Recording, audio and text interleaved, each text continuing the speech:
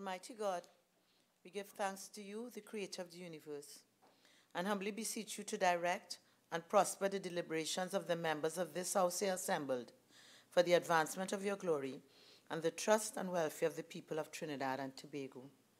Grant that peace and happiness, truth and justice may be established among us for all generations.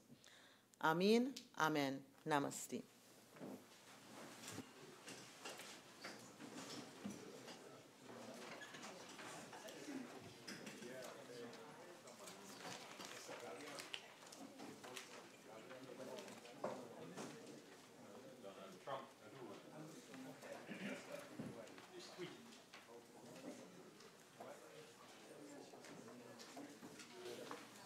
Oath or affirmation. Announcements by the Speaker.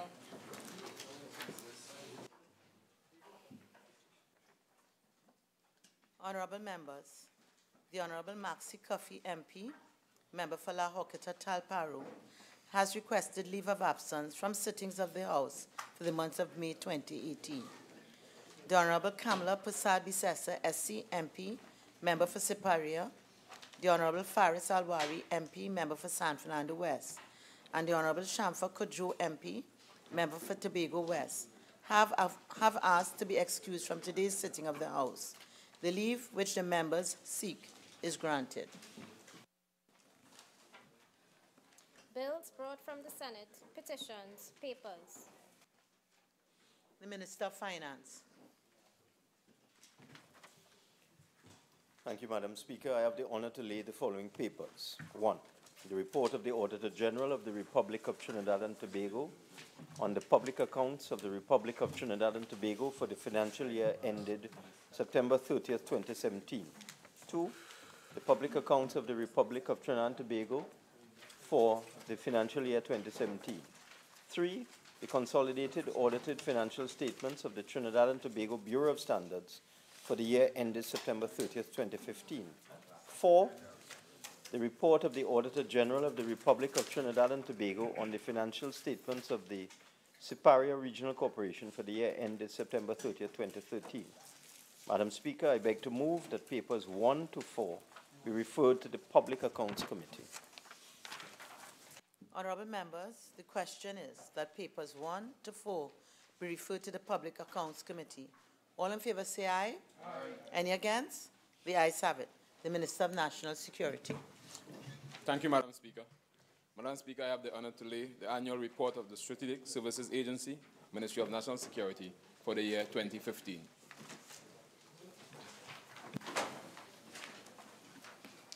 Reports from committees. Prime Minister's questions. Urgent questions. Member for Barataria, San Juan. Thank you, Madam Speaker. To the Minister of Works and Transport, is the Minister aware of the deficiencies of the galleon's passage that were detected by the United States Coast Guard during its inspection in Hawaii? Minister of Works and Transport.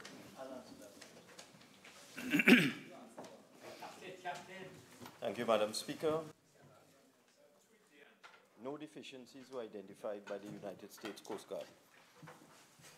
Supplemental question, member for Barataria, San Juan. Is the Minister then saying that the number 4 main engine lube oil leak has not been determined inoperable? 2, the firefighting system lacked... One question, please, member. No, there's all the same question. Okay, all right. Also, the firefighting equipment lacked nozzles, and there also was hazard of freestanding diesel oil in containers. Minister of Finance. No.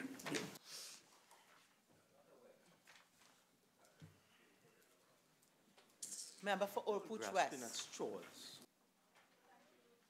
Speaker, to the Minister of National Security, could the Minister indicate whether he has communicated with the Commissioner of Police in relation to the startling news that 2 police officers reportedly utilized state weapons to resolve a personal matter? And if so, can he advise what immediate disciplinary action does this Commissioner of Police propose? The Minister of National Security. Thank you, Madam Speaker. Madam Speaker, yes, the Minister of National Security has held discussion with the Commissioner of Police relative to this matter. The Commissioner of Police has launched an investigation with an entire team led by Superintendent David, supported by the Professional Standards Bureau, with an oversight by ACP Buchan. He has given a clear mandate that this matter should be investigated urgently, subsequent to which the necessary disciplinary actions will be taken. Also indicated that this situation will not be condoned by the Trinidad and Tobago Police Service. Madam Speaker. Supplemental, Member for Puch West. Honorable Minister, you said urgently. Do you have a tentative date? Minister of National Security. Madam Speaker, urgently, now he has already launched the entire team, the investigation team. It's happening as we speak. Supplemental question, Member for Shogunas West. Thank you, Madam Speaker. Being a former member of the military, given the proximity of both policemen, are you surprised at the fact that 28 bullets passed and only three found their mark? I will not allow that as a supplemental question. Member for Tabakit. Madam Speaker, question to the Minister of Finance. Could the Minister inform this House whether instructions have been given by his ministry through its various offices and divisions to cease issuing certificates of assessment required by WASA to authorize certificates of clearance without which conveyances can be completed? Cannot be completed. Minister of Finance. Thank you, Madam Speaker. No instructions were given by the Ministry of Finance with respect to this matter. Supplemental, Member for Tabakit. Madam Speaker, is the Minister aware that the BIR division, which is a division of the Ministry of Finance, gave such instructions at least to the Revenue Office in Superior? Minister of Finance. Thank you, Madam Speaker. The Board of Inland Revenue is a semi-autonomous agency. Autonomous, independent, whatever word you want to use. Under the laws, under the Income Tax Act and the other laws governing the operations of the Board of Inland Revenue, the board has a certain level of autonomy. The Board of Inland Revenue, based on legal advice, made a decision, as it had made some years ago, to cease issuing certificates of assessment to property owners. The reason for this is that the Board of Inland Revenue was advised that those certificates of assessment flowed from the repealed Land and Building Taxes Act. Madam Speaker, I would say this is not the first time this has happened. It happened during the tenure of the last administration. When this matter came to the attention of the Minister and Ministry of Finance, we contacted the Board of Inland Revenue and asked them to find an immediate solution, which they have. And now an amended certificate of payment is being issued by the Board of Inland Revenue, which will allow persons to get WASA clearance certificates, which was the only requirement for a certificate of assessment. But I wish to stress, Madam Speaker, that contrary to the press release put out by the member for Tabakit, neither the Minister nor the Ministry of Finance issued any instructions with respect to this matter. It's supplemental. Madam Speaker, would the Honourable Minister say to the country whether WASA will be prepared to accept those amended certificates? Because WASA is asking you to put your name on a list. Minister of Finance. Thank you, Madam Speaker. As a proactive member of this government, when the matter came to our attention, when we discovered that the Board of Inland Revenue had taken this action without informing the Permanent Secretary of the Ministry of Finance or the Minister or any other senior official within the Ministry of Finance, we contacted the Board of Inland Revenue and the Water and Sewage Authority. A meeting was held between the chairman of the Board of Inland Revenue and the chairman of WASA and officials from the two departments. A solution has been arrived at, and amendments will be made to the certificate of payment issued by the Board of Inland Revenue to provide the data and the information required by WASA to issue clearance certificates. The matter has been solved. Member for Shogunas East. Thank you very much, Madam Speaker. To the Minister of Energy and Energy Industries, could the Minister state if an investigation was conducted to determine the cause for inaccurate information being reported to Standards and Poor's, and if any actions have been taken against those who are liable? Minister of Energy and Energy Industries. Thank you very much, Madam Speaker. Madam Speaker, it is now in the public domain that the Ministry of Energy and Energy Industry provided to Standard & Poor's an inaccurate gas forecast that possibly had a negative impact on the change of the country's outlook from stable to negative. The forecast provided was an outdated one that did not take into consideration new positive gas production trends and was not updated accordingly. For example, in December of 2017, this country produced 3.8 billion cubic feet per day. In January 2018, it produced 3.9 billion cubic feet per day, the highest in over 3.5 years. Juniper is now producing to its maximum capacity of 450 million cubic feet per day. Starfish and dolphin redevelopment is well on stream and plans to come into production later this year. And Angelin, the new platform being built by British Petroleum, is on target with first gas forecasted for the first quarter of 2019. The fourth quarter, actually, of 2019, with a maximum capacity of 350 million cubic feet per day. Subsequent to this administrative and technical error, of which I, as Minister, has accepted full responsibility, the Minister has formally written to the staff of the Ministry indicating the following. No information should be provided to rating agencies like Standard & Poor's or multilateral agencies like the IMF without the prior approval of the Permanent Secretary and the Minister. And all information to these agencies must be routed through the Minister and the Ministry of Finance. Madam Speaker, Honourable Minister, your speaking time is now spent. Supplemental, member for Shagona cease. Thank you very much, Madam Speaker. The Minister has given us a whole dissertation in terms of the amount of gas produced and so on. But could you tell us, all it went from you and you accepting liability, could you say whether anybody, you accept responsibility, has there been any action against anyone who has given you this erroneous information? Minister of Energy and Energy Industries. Madam Speaker, no formal investigation has been conducted into this matter, as the Minister is aware as to how the inaccuracies originated. No action has been taken on any member of staff, as there was no deliberate attempt to send inaccurate information. The new forecast has now been completed, but it was too late for submission to Standard & Poor's. Shagonas East. Thank you. Is the Minister saying that you are aware but you're taking no action? Minister of Energy and Energy. Because it was not a deliberate attempt to mislead. There was no mens rea. Like the OAS. Members, could we have some silence, please? Member for Oropuch West. To the Minister of Energy and Energy Industries, could the Minister indicate whether the leak at the Soldado North field initially discovered on April 30th, 2018 has been rectified? Minister of Energy and Energy Industries. Thank you very much, Madam Speaker. Madam Speaker, on April 30th, Soldado 694, a well in North Soldado, developed a leak on the wellhead clamp. It is leaking. The leak has not stopped, but it has been contained. The spill continues to be managed by in-house personnel. Yesterday, a workover team was able to successfully depressurize the casing from 40 psi to 0, which means that the leak is now a trickle.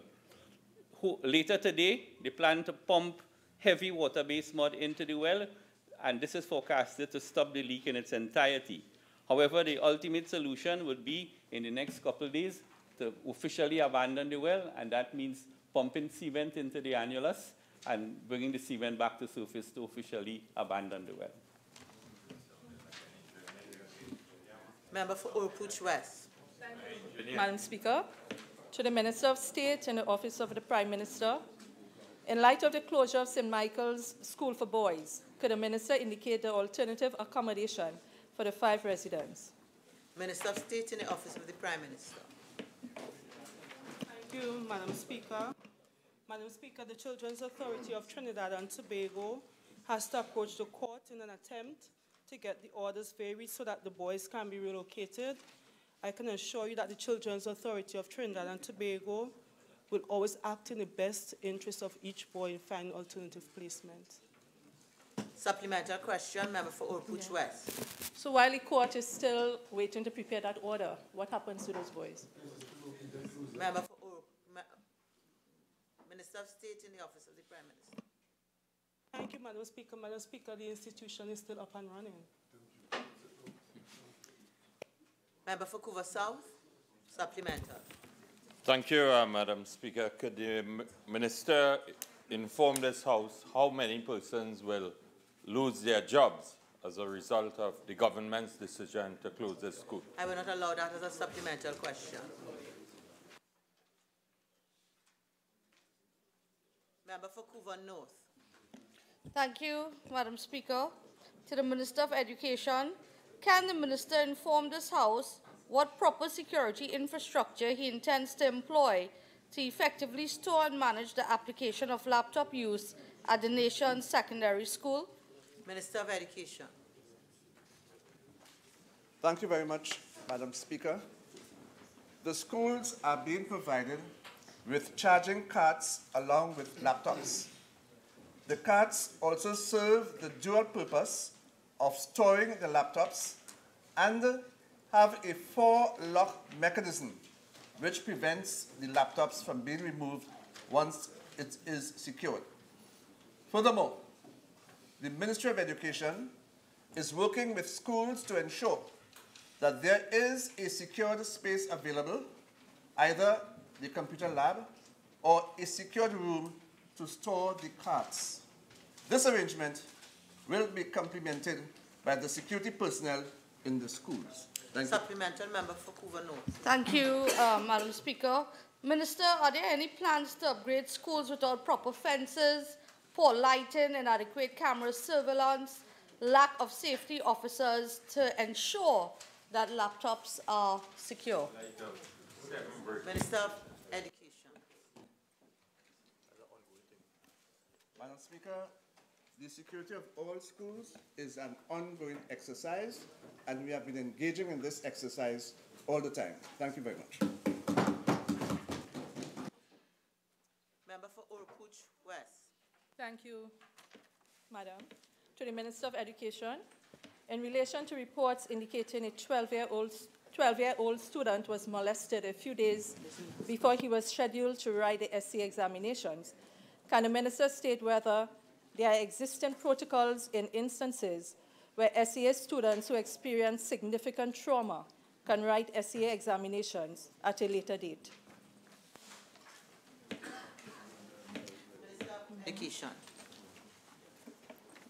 Madam Speaker, students who experience significant trauma prior to the secondary entrance assessment are provided with the opportunity to write a makeup examination approximately 1 month after the official examination. This protocol has been in place since the inception of the SEA, and that is in 2000, and the information has been communicated to all parents and school personnel. Thank you. Honourable members, the time period for urgent questions is now spent. Questions on notice, questions for oral answer. Leader of the House. Thank you, Madam Speaker. If it pleases you, we have 17 questions today for oral answer. We will be answering 14 out of the 17. We respectfully ask for a deferral for 2 weeks for questions 197, 199, and 215. Thank you, Madam Speaker. The deferral sought is hereby granted. Member for Couva South. Thank you, Madam Speaker. Question 197 to the Minister of Energy and Energy Affairs. Madam Speaker, if I may, I had asked for deferral. Member for Couva South. It may have missed you that you are on 2 questions, but not 198. Thank you, Madam Speaker. Question 198 to the Minister of Education. Minister of Education. Madam Speaker, the part-time program of continuing education or continuation classes is currently offered at 24 centers across Trinidad. Based on documentation submitted from the various centers to date and the figures provided by the Division of Finance and Accounts of the Ministry of Education, outstanding salaries owed to the staff responsible for administering the part-time program of continuing education or continuation classes is $1,797,496.14. The documentation for these payments is currently being processed by the Ministry of Education, and payments will be paid as soon as funds are available. The Ministry is also aware that there are outstanding submissions of pay sheets from various centers. These will be quantified and processed when they are received by the Division of Finance and Accounts at the Ministry of Education. Thank you. For Couva South. Madam Speaker, could the Minister inform this House how long this particular sum of money has been outstanding? Minister of Education. Thank you very much, Madam Speaker. In some cases, the outstanding payments go back to 2017, but the majority of outstanding payments occur in 2018. Thank you. Member for Carinese. Any contemplation by the ministry to reintroduce the continuing education program that was established under the PP government? I'm not going to allow that as a supplemental question. All right. Member for Naparima. Question number 201 to the Minister of Education. Minister of Education. Madam Speaker, there are a number of interventions implemented by the Ministry of Education aimed at producing citizens who can engage in healthy, mutually rewarding, and respectful relationships. At the primary and the secondary school levels, our Health and the Family Life program concentrates on the development of life skills, values, and the dispositions such as social and interpersonal skills, emotional coping skills, respect for others, empathy and tolerance, honesty, kindness, responsibility, integrity, social justice, and respect for authority, all of which support and promote healthy relationships. Further, the values, character, and the citizenship education curriculum at the primary level focuses on developing healthy relationships and respect for others.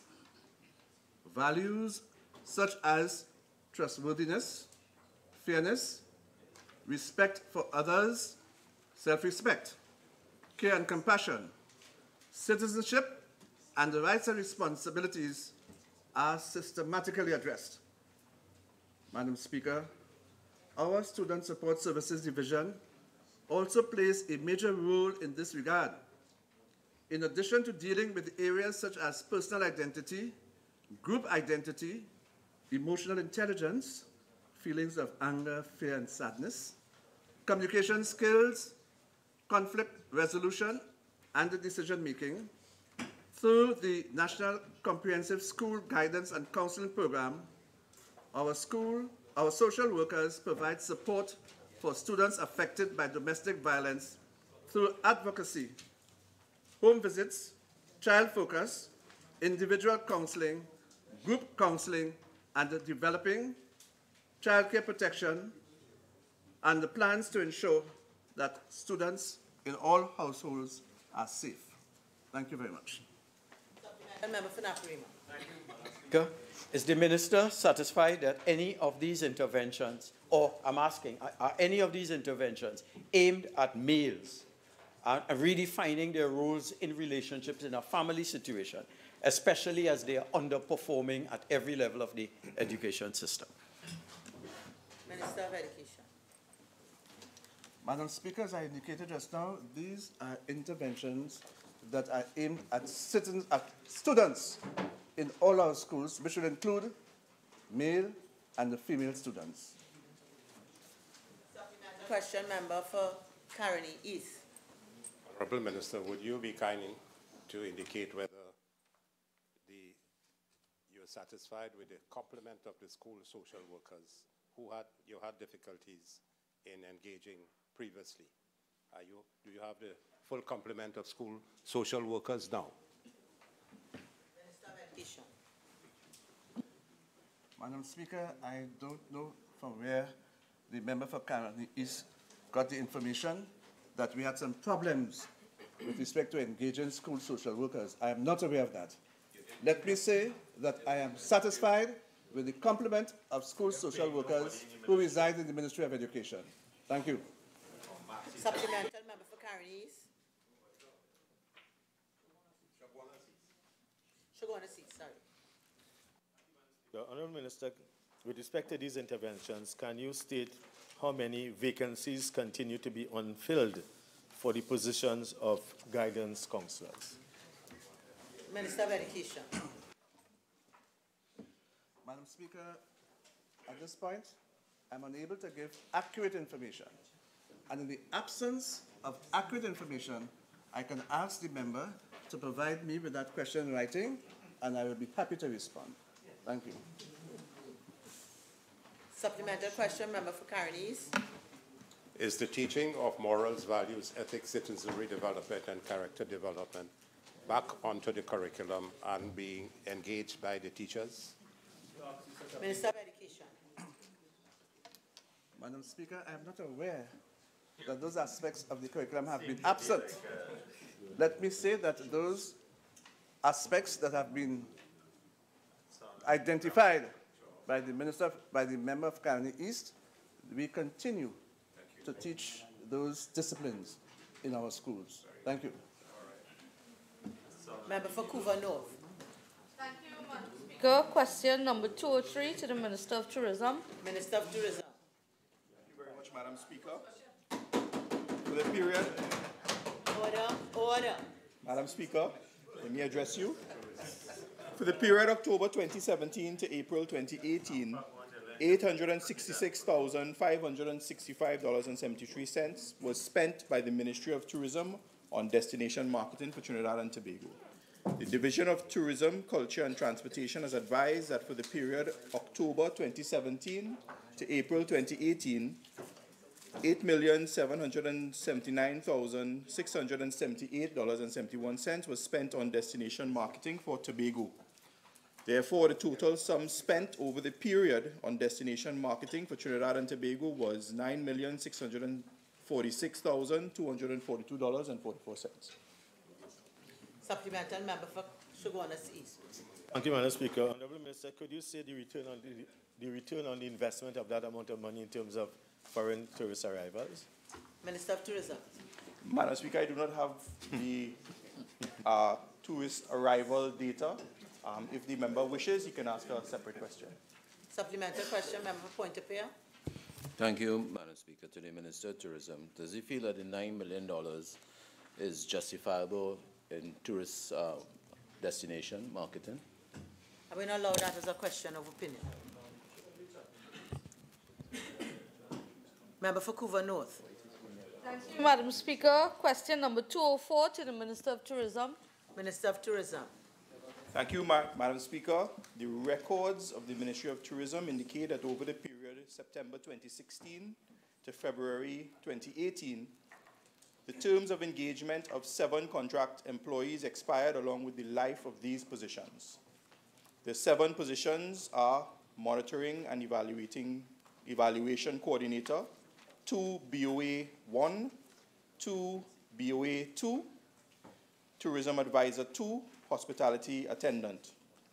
The 7 identified positions, 3 are currently retained on a short-term basis at the Ministry of Tourism. The 3 positions are Monitoring and Evaluation Coordinator, Tourism Advisor 2, BOA 2. Upon expiration of the contracts of the remaining 4 positions, verbal offers of short-term employment were made to the holders of the other 4 positions. However, these persons indicated that they were not interested in short-term employment as they were in possession of employment outside of the Ministry of Tourism. The Ministry of Tourism is collaborating with the PMCD to renew the 7 positions. Member for Princestown. Thank you, Madam Speaker. Madam Speaker, through you to the Honourable Minister of Tourism. Minister Question of Tourism. number 205. Minister of Tourism. And Madam Speaker, the Pui Festival 2018, as originally conceptualized, has been cancelled and will not be implemented by the Ministry of Tourism. Supplemental. Member for Princestown. Thank you, Madam. Madam, question number 206 to the Minister of Sport and Youth Affairs. Minister of Sport and Youth Affairs. Speaker, in standing in for the Minister of Sport and Youth Affairs. Member for Couva South. I would like you quite early to please be mindful of the volume of your voice. Leader of the House. Thank you. Standing in for the Minister of Sport and Youth Affairs, the answer is as follows. The Ministry of Sport and Youth Affairs is mandated to facilitate the development and sport and physical recreation and to act as an enabling organization for youth development. This mandate is primarily driven by its Division of Physical Education and Sport and Division of Youth Affairs and supported by 11 internal units. With reference to question 6, with reference to the question, 6 former employees brought legal action against the ministry for wrongful termination during the period 2015 to 2018. Madam Speaker, I thank you. Supplemental, Member for Princestown. Madam, thank you to the Honourable Minister. Honourable Minister, in light of the information you've provided, can you also confirm that 2 former CEOs of the sport company has been sacked and has brought legal action against the sport company? I will not be in possession of that information now, but could be answered if you pose the correct question in the correct format. Thank you. Member for Faisaban. Thank you, Madam Speaker. Question number 209 to the Minister of Health. Minister of Health. Thank you very much, Madam Speaker. The total number of cataract surgeries performed at each of the nation's 3 major hospitals for each of the years during the period 2008 to 2017 is as follows. San Fernando General Hospital, 2008, 381. 2009, 367. 2010, 747. 2011, 1,072. 2012, 1,185. 2013, 1,992. 2014, 1,673. 2015, 1,368. 2016, 1,634. And 2017, 1,499. Eric Williams Medical Sciences Complex from 2008 to 2017 to save time. 61, 206, 207, 202, 318, 243, 169, 157, 354, and 442 last year. Port of Spain General Hospital from 2008 to 2017, 1,170, 698, 648, 330, 491, 841, 833, 1,068, 1,195, and 1,124. Thank you, Madam Speaker. Supplemental question, Member for Faisaban. Minister, can you indicate the average waiting time for cataract surgery at each of these hospitals currently? Madam Speaker, in the past, I have alluded to the fact that my colleague took it down from 2 years to 6 months. I have continued in that vein, and right now we are under 2 months. Some people have actually been getting it done within a week or 2 weeks. And these are people who can't afford to go to the private sector. So we are continuing good work, and we are making good work even better. Thank you very much, Madam Speaker. Member for Bartara Sanon. Indicate, if you have the information, the amount of consultants in Eric Williams Medical Sciences Complex that are doing cataract surgeries and those in San Fernando doing cataract surgeries. Minister of Health. Madam Speaker, unfortunately, I don't have that information with me, but I can easily get it. Supplemental member for Faizabad. Thank you. Can you indicate whether the waiting time that you alluded to is the same at each of the hospitals mentioned, or is it different in the 3 hospitals? Minister of Health. No, I can say categorically that the 3 hospitals would not have the same waiting time. San Fernando has traditionally, because they have the highest burden of NCDs and all of these things, traditionally had the highest, the longest waiting time. They also had the highest outstanding numbers. So we are working across the board at the 3 major hospitals, including ERHA, to bring this down to an acceptable level to benefit the average citizen of Trinidad and Tobago. Thank you very much, Madam Supplemental Speaker. member for Naparima.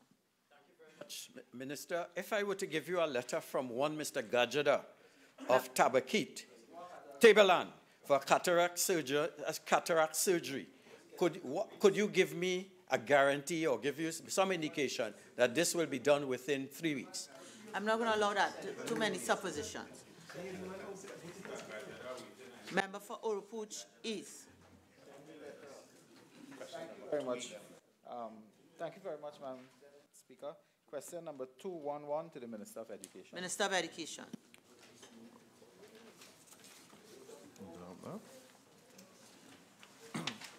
Madam Speaker, the Ministry of Education has effected payments to the contractor to offset the outstanding sums due and owed. The completion of this school is of priority, and steps have been implemented towards the resumption of works in the shortest possible time. However, at this time, I am unable to say when the Ramai Trace Hindu School will be completed and opened. The important thing is that the contractor has been paid some of the outstanding money. Thank you. Member for Princestown. Thank you, Madam. Madam, to the Honourable Minister, could the Honourable Minister say, in light of the answer he's just provided with respect to Ramai Trace Hindu School, whether or not a similar approach is being adopted for the Parvati Girls and Shiva Boys College in Penal? I will allow that as a supplemental question. Member for Urupuch East. Much. Question number 212 to the Minister of Works and Transport. Transport. Who doing it?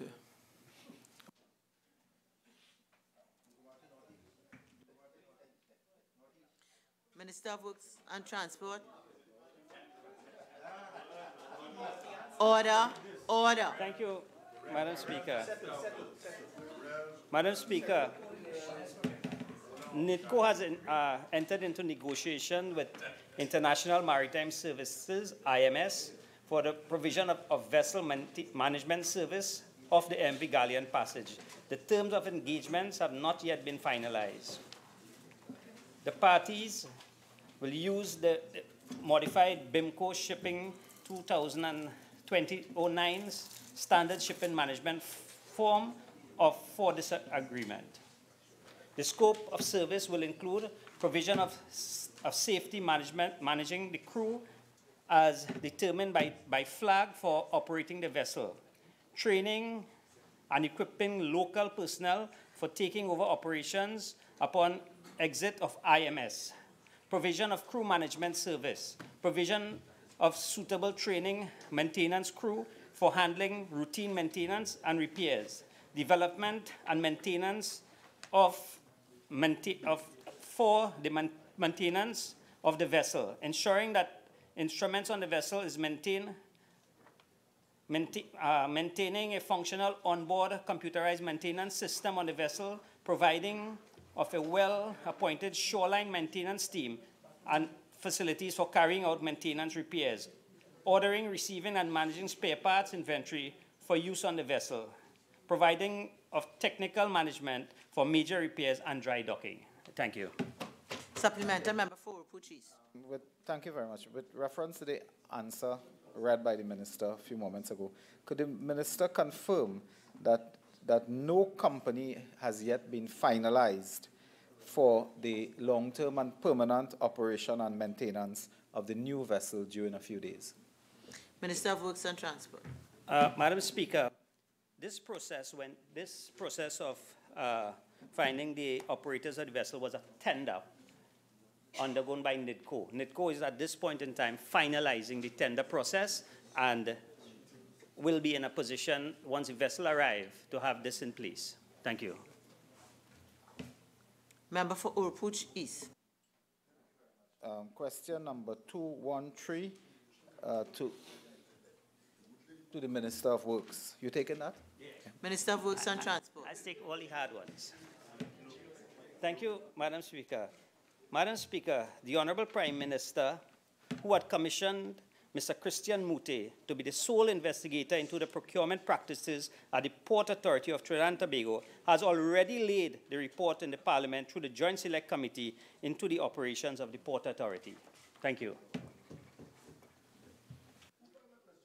Member for Chaguanas East.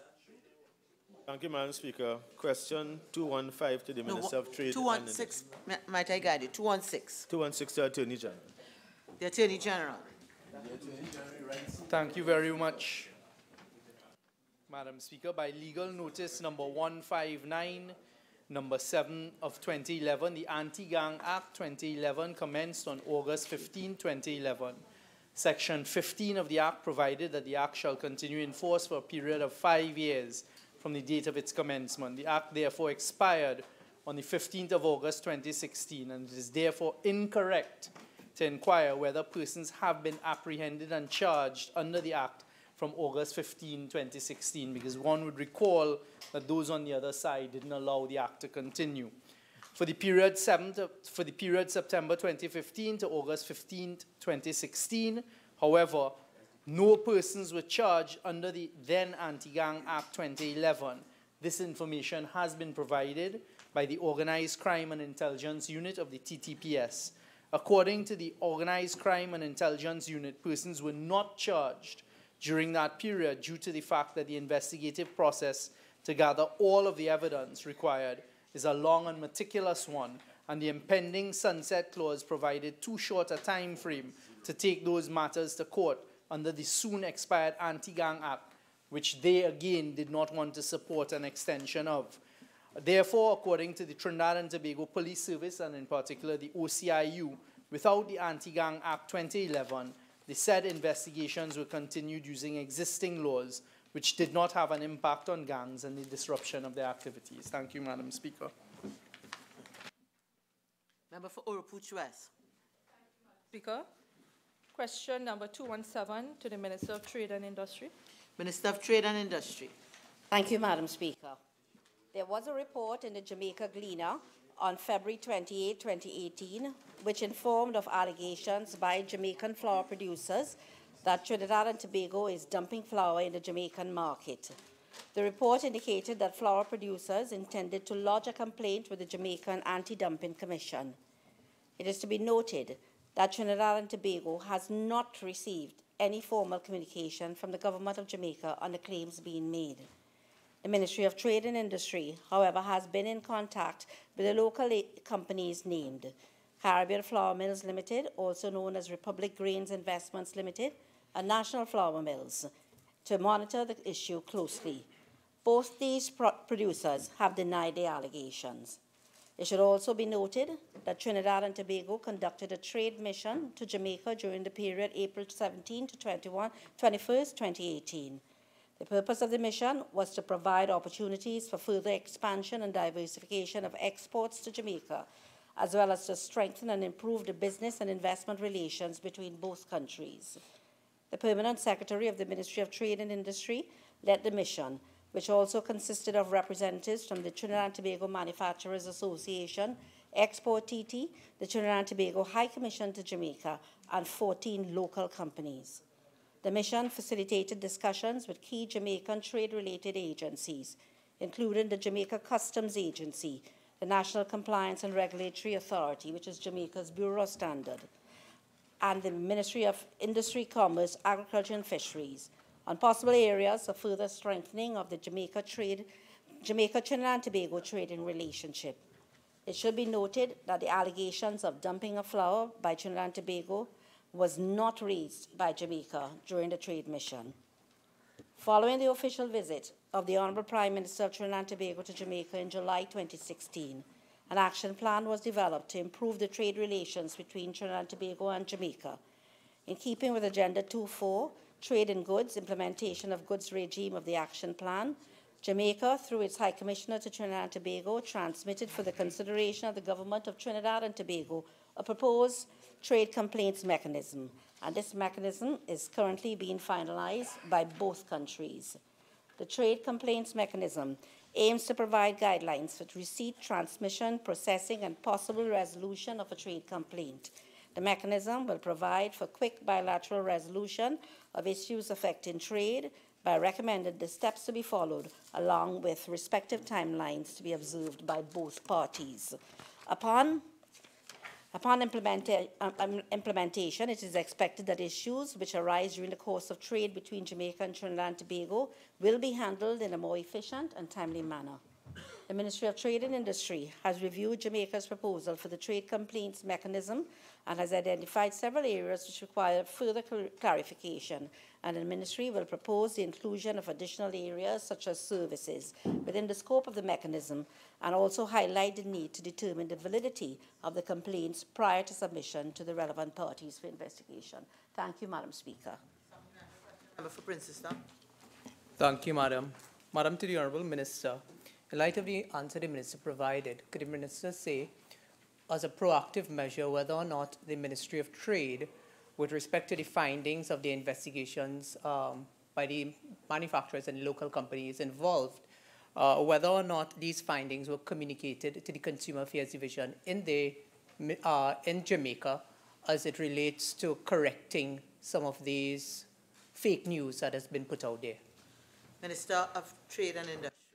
Thank you. Our High Commissioner to Jamaica, resident in Jamaica, has communicated these results. Supplementary question, Member for Naparima. Thank you very much. Given that Jamaica usually draws attention to the fact that there is a trade imbalance in our favor, is the Minister seized in negotiations about the total contribution of Trinidad and Tobago to their plethora of regional institutions which benefit Jamaica, such as the Caribbean Development Bank, UWI, and CARICO? I will not allow that as a supplementary question. Member for Princetown. Member for Orpooch West. Question 218 to the Minister of Health. Minister of Health. Thank you very much, Madam Speaker. A preliminary structural assessment of the San Fernando General Hospital was completed in 2009 by the Pan American Health Organization in application of the Safe Hospital Index. Thank you very much, Madam Speaker. Member for Orpooch West. Thank you, Madam Speaker. Question number 219 to the Minister of National Security. Minister of National Security. Thank you, Madam Speaker. Madam Speaker, Section 16 and 17 of the Firearms Act outline the procedures to be followed by a person desirous of obtaining a firearm user's license. Under the provision of the Act, all applications must be made to the Commissioner of Police, who has the authority to grant such license. Based on the information received from the Trinidad and Tobago Police Service, the processing of applications for firearm user's license is always treated expeditiously as possible, given the rigor of the process and the need for scrupulousness in such a matter. Madam. Supplementary question, Member for Orpooch West. Honourable Minister, can you indicate the number of arms licenses that have been issued from 2017 to now? I will not allow that as a supplementary question. Fire.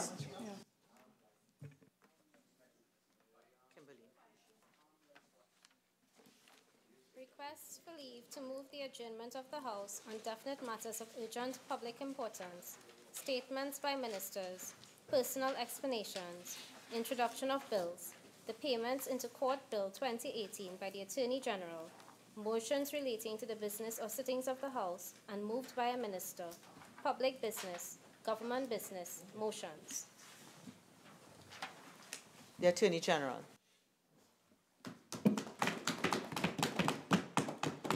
Madam Speaker, I beg to move the following motion standing in my name. Be it resolved that the Senate amendments to the Anti-Gang Bill 2018 listed in Appendix 2 now be considered.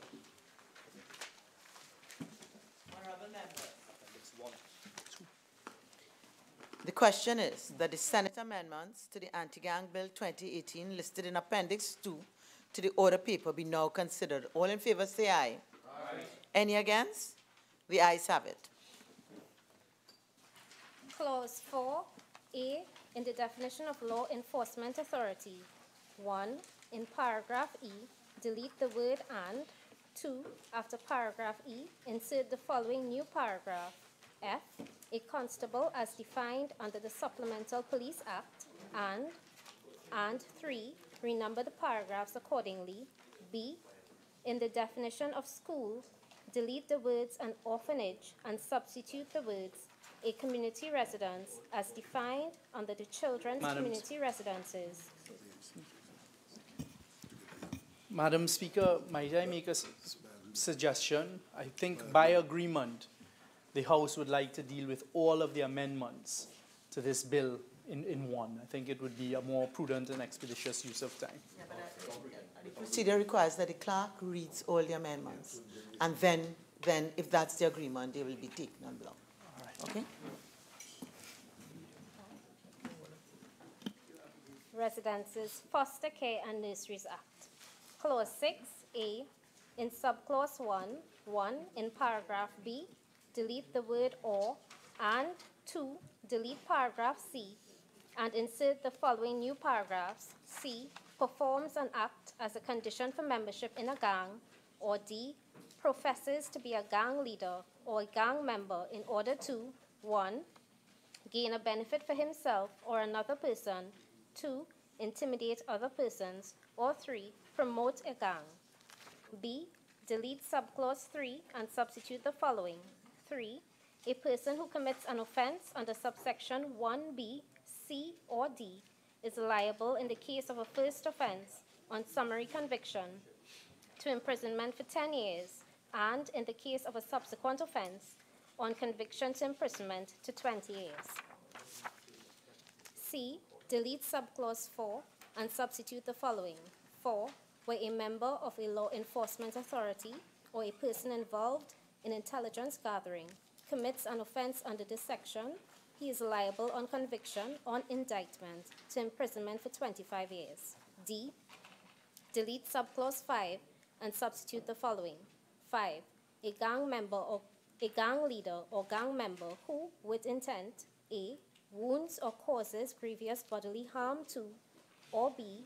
To do some grievous bodily harm, shoots at a member of a law enforcement authority or a person involved in intelligence gathering, commits an offense and is liable on conviction on indictment to imprisonment for 30 years.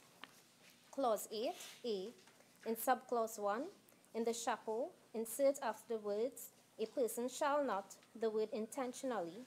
2. In paragraph F, delete the words or and substitute the word semicolon. 3. In paragraph G, delete the word full stop and substitute the words semicolon or. And 4. Insert after paragraph G the following new paragraph H, refusing to provide funding or resources to a gang leader, gang member, or gang. B. After subclause 2, insert the following new subclause 3. For the purposes of this section, relative means in relation to a person, A. His parent, step-parent, or guardian. B. His spouse, cohabitant, or fiancé. C. His child, stepchild, or other dependent. D. His brother, sister, stepbrother, or stepsister. E. His grandparent. Or F.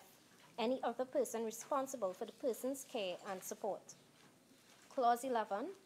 Delete clause 11 and substitute the following clause. 11.1. A person who A.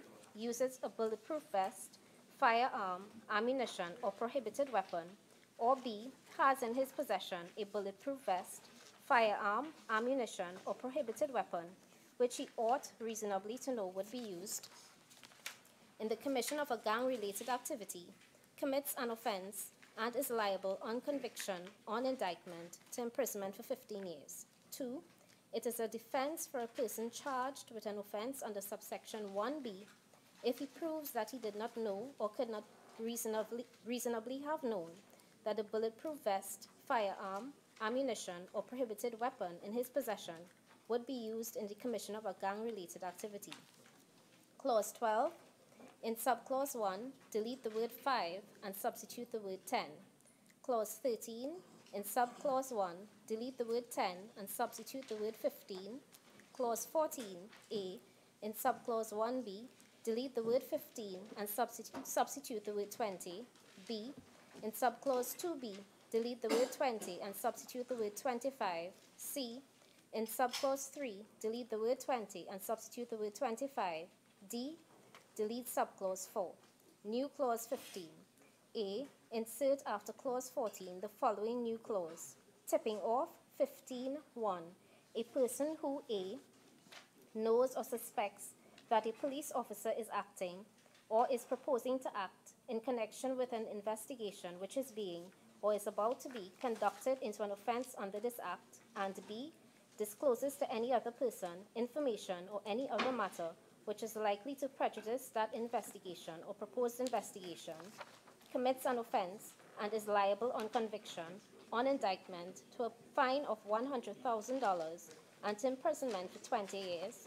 3, nothing in subsection 1 makes it an offense for a professional legal advisor to disclose any information or other matter, A, to or to a representative of a client of his in connection with the giving by the advisor of legal advice to the client, or B, to any person in contemplation of or in connection with legal proceedings, and 2, for the purpose of those proceedings.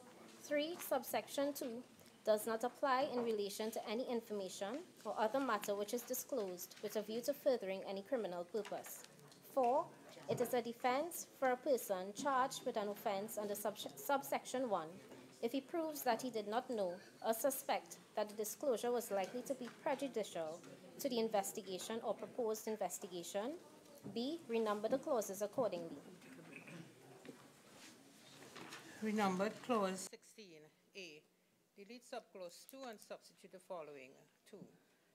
A magistrate may issue a warrant to a police officer authorizing the police officer to enter and search a dwelling house where the magistrate is satisfied by evidence on oath that there is reasonable ground for believing that there may be found in the dwelling house a gang leader, gang member, or a person whom the magistrate has reasonable cause to believe has committed an offense under this act. B, in subclause 3, insert after the word dwelling house the words including a building, ship, vessel, carriage, box, or receptacle. Renumbered clause 17. A, in subclause 1, delete the words a person whom he reasonably suspects of A, having committed, or B, interfering with an investigation of, and substitute the words a person whom who has reasonable cause to believe B, has committed, or C, has interfered with an investigation of. B, in subclause 3. 1, in paragraph A, after the word semicolon, insert the word and 2, delete paragraphs B and C and substitute the following new paragraph. B, record the grounds for his detention in the station diary. C, in subclause 4, after the words detention order, insert the words and the application shall be supported by evidence on oath. D, after subclause 6, insert the following subclause. 7, a person detained in accordance with subsection 5 may make an application to a judge showing cause why the detention order should be discharged. Renumbered 18. Delete clause 17 and substitute the following clause. 1, where a person is convicted of an offense under this act, the court may order that any property, A, used for or in connection with, or B, obtained as a result of or in connection with the commission of the offense be forfeited to the state. 2. Before the court makes an order under subsection 1, the clerk of the peace or the registrar of the Supreme Court of Judicature, as the case may be, shall publish a notice identifying the property referred to under subsection 1 in 2 newspapers in daily circulation in Trinidad and Tobago. 3. A person who claims to be the owner of or to have an interest in the property shall file a notification of interest in the form set out as Form 2 in the second schedule with the clerk of the peace or the registrar of the Supreme Court of Judicature, as the case may be, within 2 weeks of the date of publication of the notice referred to under subsection 2. 4. Before making an order under subsection 1, the court shall give an opportunity to be heard to any person who has filed a notification of interest claiming to be the owner of or to have an interest in the property. 5. Notwithstanding subsections 3 and 4, the court may give a person claiming to be the owner of or to have an interest in the property an opportunity to be heard where the court considers it is in the interest of justice to do so. 6. Where property is forfeited to the state under this section, the court may give directions as to the storage, investment, and disposal of the property. Renumbered clause 19. After the word order, insert the words subject to negative resolution of Parliament. First schedule. After item 28, insert the following new items. 29. Offences under the Prevention of Corruption Act. 30. Offences under the Trafficking in Persons Act. 31. Misbehavior in public office. 32. Offences under the Gambling and Betting Act. 33. Attempting to blow up a building with the intent to do any bodily injury to any person. 34. Manslaughter. 35. Hijacking. 36. Hostage taking. 37. Causing or inciting prostitution. 38. Controlling a child prostitute. 39. Causing or inciting a child to engage in sexual activity. 40.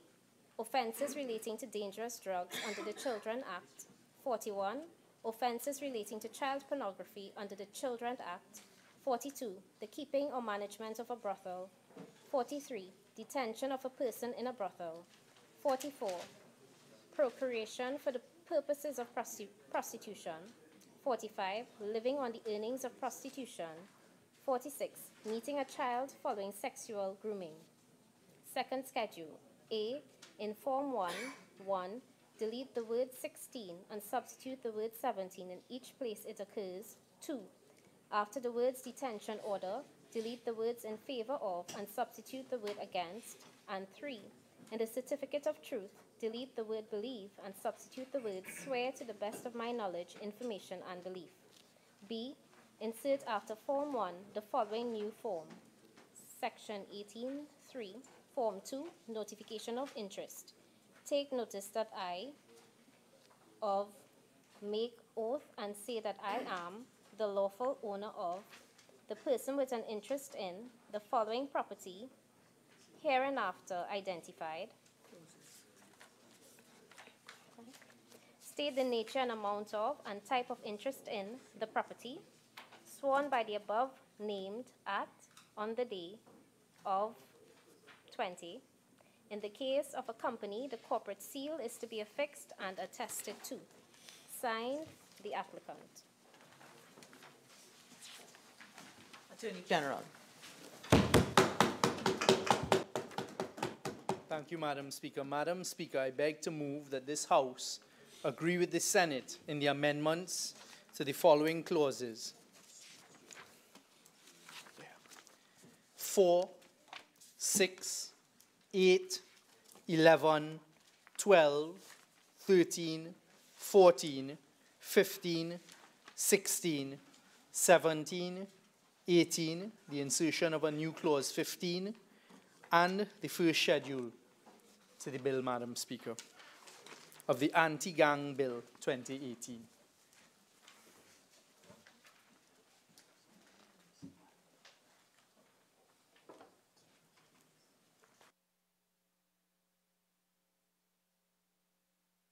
Very much, Madam Speaker, and I'd also like to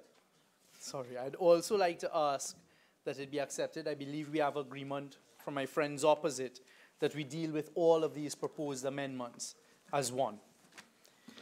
Madam Speaker, we find ourselves back here today on Friday, the 4th of May, 2018, to once again debate, but thankfully a very shortened debate and a very specific and precise debate on specific amendments that have come from... Thank you very much, Madam Speaker. On specific amendments that have been suggested by the upper house, that is the Senate. Madam Speaker, just to put this in context, and I'd like to say at the outset that I will confine my contribution specifically to the various amendments that have been suggested, and hopefully the House will adopt here today, and we will put this historically behind us and give the citizens of Trinidad and Tobago, and more importantly, the TTPS, what they've been asking for a long time. Madam Speaker, just to provide some context, the country and our citizens would recall through you that the UNC government first passed Anti-Gang Act in 2011 with the support of a then PNM opposition. Thereafter, it had a 5-year sunset clause, and thereafter in August 2016, this government came forth and asked this House to support the continuation of this important anti-gang legislation. That was refused by those on the opposite side, which is now history. Thereafter, in December 2017, once again, due to the outcry by not only the population, but also those who are charged constitutionally with the responsibility of enforcing law and order in Trinidad and protecting and serving, the Trinidad and Tobago Police Service asked the government to please assist them in their fight against this specific element of crime which scourges our land, gang activity. The government once again in December 2017 brought an anti-gang bill that unfortunately on the morning of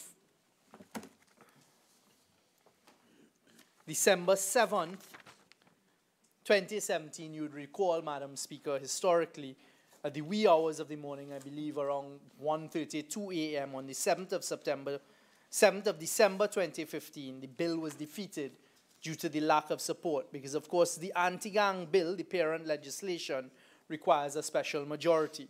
That debate, Madam Speaker, commenced on the afternoon, the evening of 6th of December and commenced at 2 o'clock in the morning on the 7th of December. And unfortunately, we were unable to give the Trinidad and Tobago Police Service and the citizens of Trinidad and Tobago the protection of the anti-gang bill.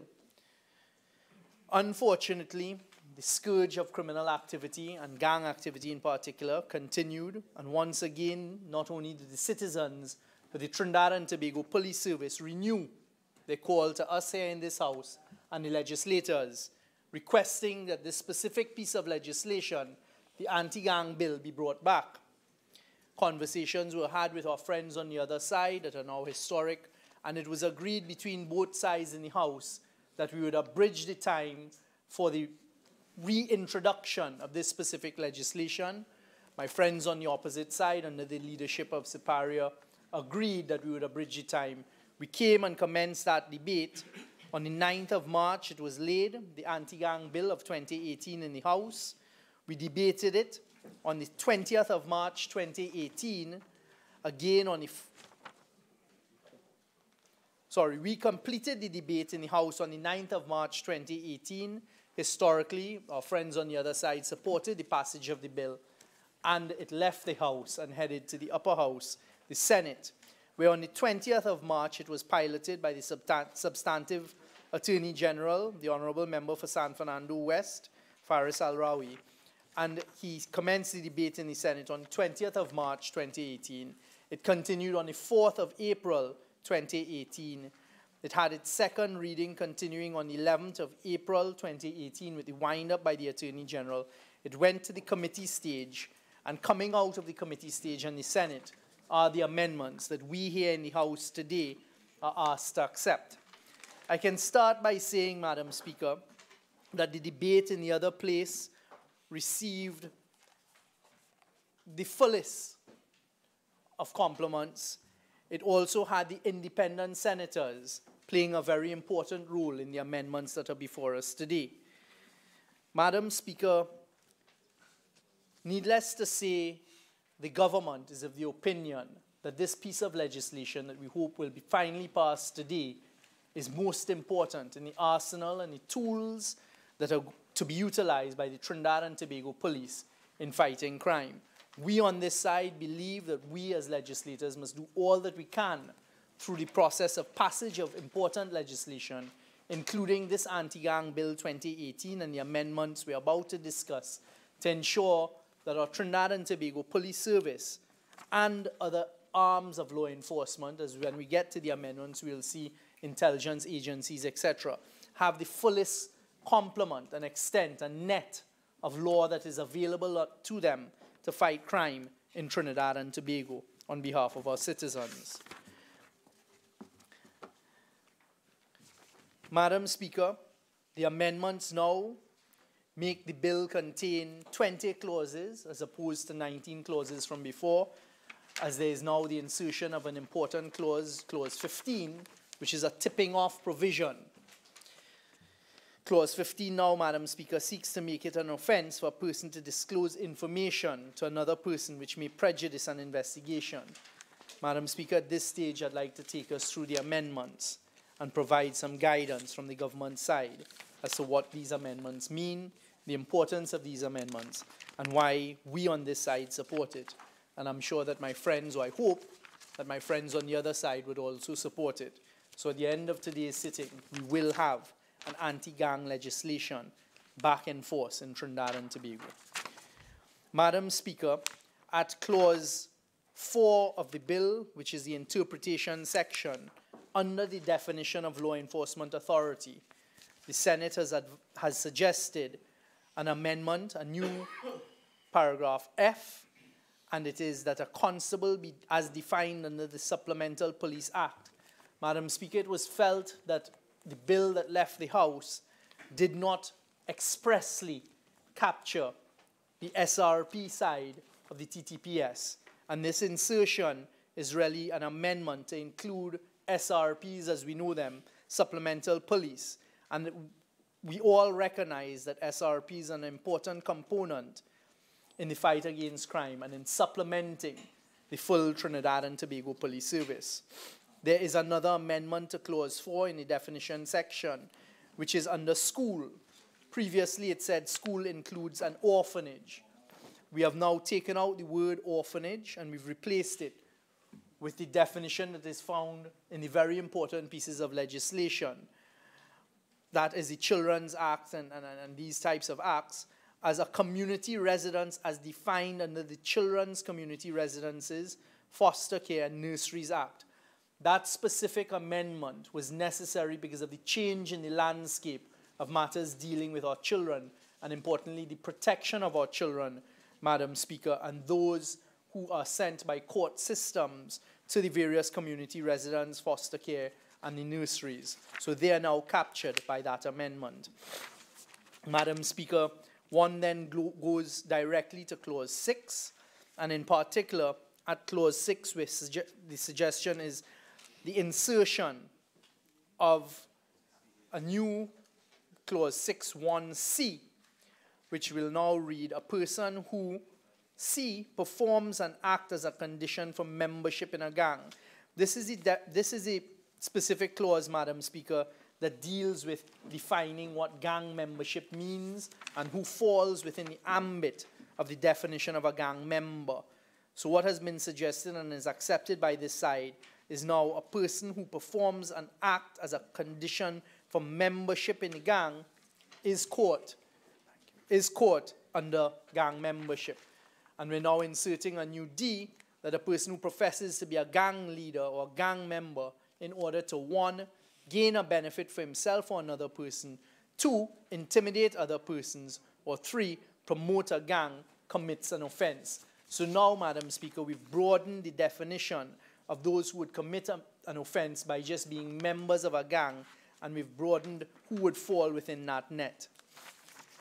Again, at clause 6.3, we're inserting a new clause 6.3, which reads, subparagraph 3, a person who commits an offense under subsection 1B, C, or D is liable in the case of a first offense on summary conviction to imprisonment for 10 years, and in the case of a subsequent offense on conviction to imprisonment for 20 years. Madam Speaker, what this clause is intended to do is now introduce a two-tiered system of punishment and accept that for a first offense, a person who has a first offense of committing an offense of gang membership would now, on summary conviction, be liable to imprisonment for 10 years. And if there is a repeat offense and they're convicted, to imprisonment for 20 years. Madam Speaker, you would recall that in previous debates here, the evidence from the Trinidad and Tobago Police Service by the Acting Commissioner of Police in an affidavit, a sworn affidavit filed in court proceedings, the Trinidad and Tobago Police Service and their statistics indicate that with gang activity, there's always a lot of repeat offenders. There are always a lot of repeat offenders. This specific amendment is meant to capture that and to give persons a chance, rather than there be one sentence and penalty. Say, look, for your first offense, you're liable to 10 years. But if you go back to a life of crime, and in particular gang membership, you're then liable to 20 years imprisonment. The next amendment is at clause 6, subparagraph 4, which reads, where a member of a law enforcement authority or a person involved in intelligence gathering commits an offense under this section, he is liable on conviction and on indictment to imprisonment for 25 years. What the members of the Senate, I believe, saw fit to do here by this use of language, Madam Speaker, is that they've merely simplified and used a very stylistic and different way of what was there before in an attempt to simplify the legislation, and we agree with it. Clause 6, sub 5, now goes on to read, a gang leader or gang member who with intent wounds or causes grievous bodily harm to do some grievous bodily harm, shoots at a member of law enforcement authority or a person involved in intelligence gathering, commits an offense and is liable on conviction, on indictment to imprisonment for 30 years. Madam Speaker, we humbly submit that this is a very important element in this particular legislation, and what we're looking to do as legislators is to provide a level of protection to those law enforcement officers who put their lives on the line, as well as our security intelligence gathering officers who put their lives on the line, in particular in fighting this scourge of criminal activity under gang activity, and saying that if you wound, cause grievous bodily harm, or you with intent to do grievous bodily harm by shooting at a member of our protective services or intelligence gathering services, that is now a specific offense. As a gang member, that is now a specific offense, and you're liable on conviction to indictment, imprisonment for 30 years. So we're indicating to those who wish to engage in this particular criminal activity that if you decide to take on our law enforcement officers, we're imposing as heavy a penalty as 30 years incarceration. Then at clause 8, Madam Speaker, again is semi-stylistic, the insertion of the word intentionally at clause 8.1. What this really does now is it raises the bar. So it now reads, a person shall not intentionally take any retaliatory action against another person or any of that other person's relatives, friends, associates, or property on account of that other person. And then it goes on to list, for example, A, refusing to become a gang leader. So this is all about specific offenses for retaliatory action, because the evidence would show, the data shows that those involved in criminal activity, in gang activity, like to intimidate those in the community and law-abiding citizens by taking action against them, for example, for giving information to a law enforcement officer or authority. And what we're saying is if you intentionally do this, so the Senate saw it fit to actually raise the bar, raise the level and the threshold that had to be crossed before that is found to be a criminal activity. And what they did is they added a new H, so clause 8H, to say that if a person refuses to provide funding or resources to a gang leader or gang member or gang, so they're introducing now specifically that any law-abiding citizen who refuses to provide funding or resources to gang leaders and gang members, They're now protected by this if a gang member should take any retaliatory action against them. It goes on at clause 8.3 to now say and to define properly and appropriately, and for the purposes of this section, what a relative means. And we now say a relative means in relation to a person A, his parent, step-parent or guardian; B, his spouse, cohabitant or fiancé; C, his child, stepchild or other dependents; D, his brother, sister, stepbrother, stepsisters; E, his grandparents; or F, any other person responsible for the person's care and support. So the Senate has seen, by definition, to go with as broad a net as possible, as broad a definition as possible for a relative, to provide a level of protection against retaliatory action by gang members. Madam Speaker, we then move to clause 11, and the suggested amendments to clause 11 are now changes where we're dealing with, before we had a person who, once they had in their possession or under their care and control a bulletproof vest, firearm, ammunition, prohibited weapon. That was the level we had it at. So you just had to have in your possession for use in gang activity a bulletproof vest, firearm, or ammunition. The Senate have now proposed amendments which we on this side accept, and we've raised the bar again to be a person who, A, uses a bulletproof vest, firearm, ammunition, or prohibited weapon, or has in his possession any of those items which he ought reasonably to know would be used in the commission of a gang-related activity, commits an offense. So we've changed the type of offense and the necessary ingredients of the offense, and we've also made it 2 categories of offense, Madam Speaker. That's what's proposed, and we accept it. Then at that same clause 11, there's now a new sub 2 that provides, for the first time in this legislation, an express statutory defense is being introduced, and it says that it is a defense for a person charged with an offense, for example, using a bulletproof vest, firearm, ammunition, or prohibited weapon.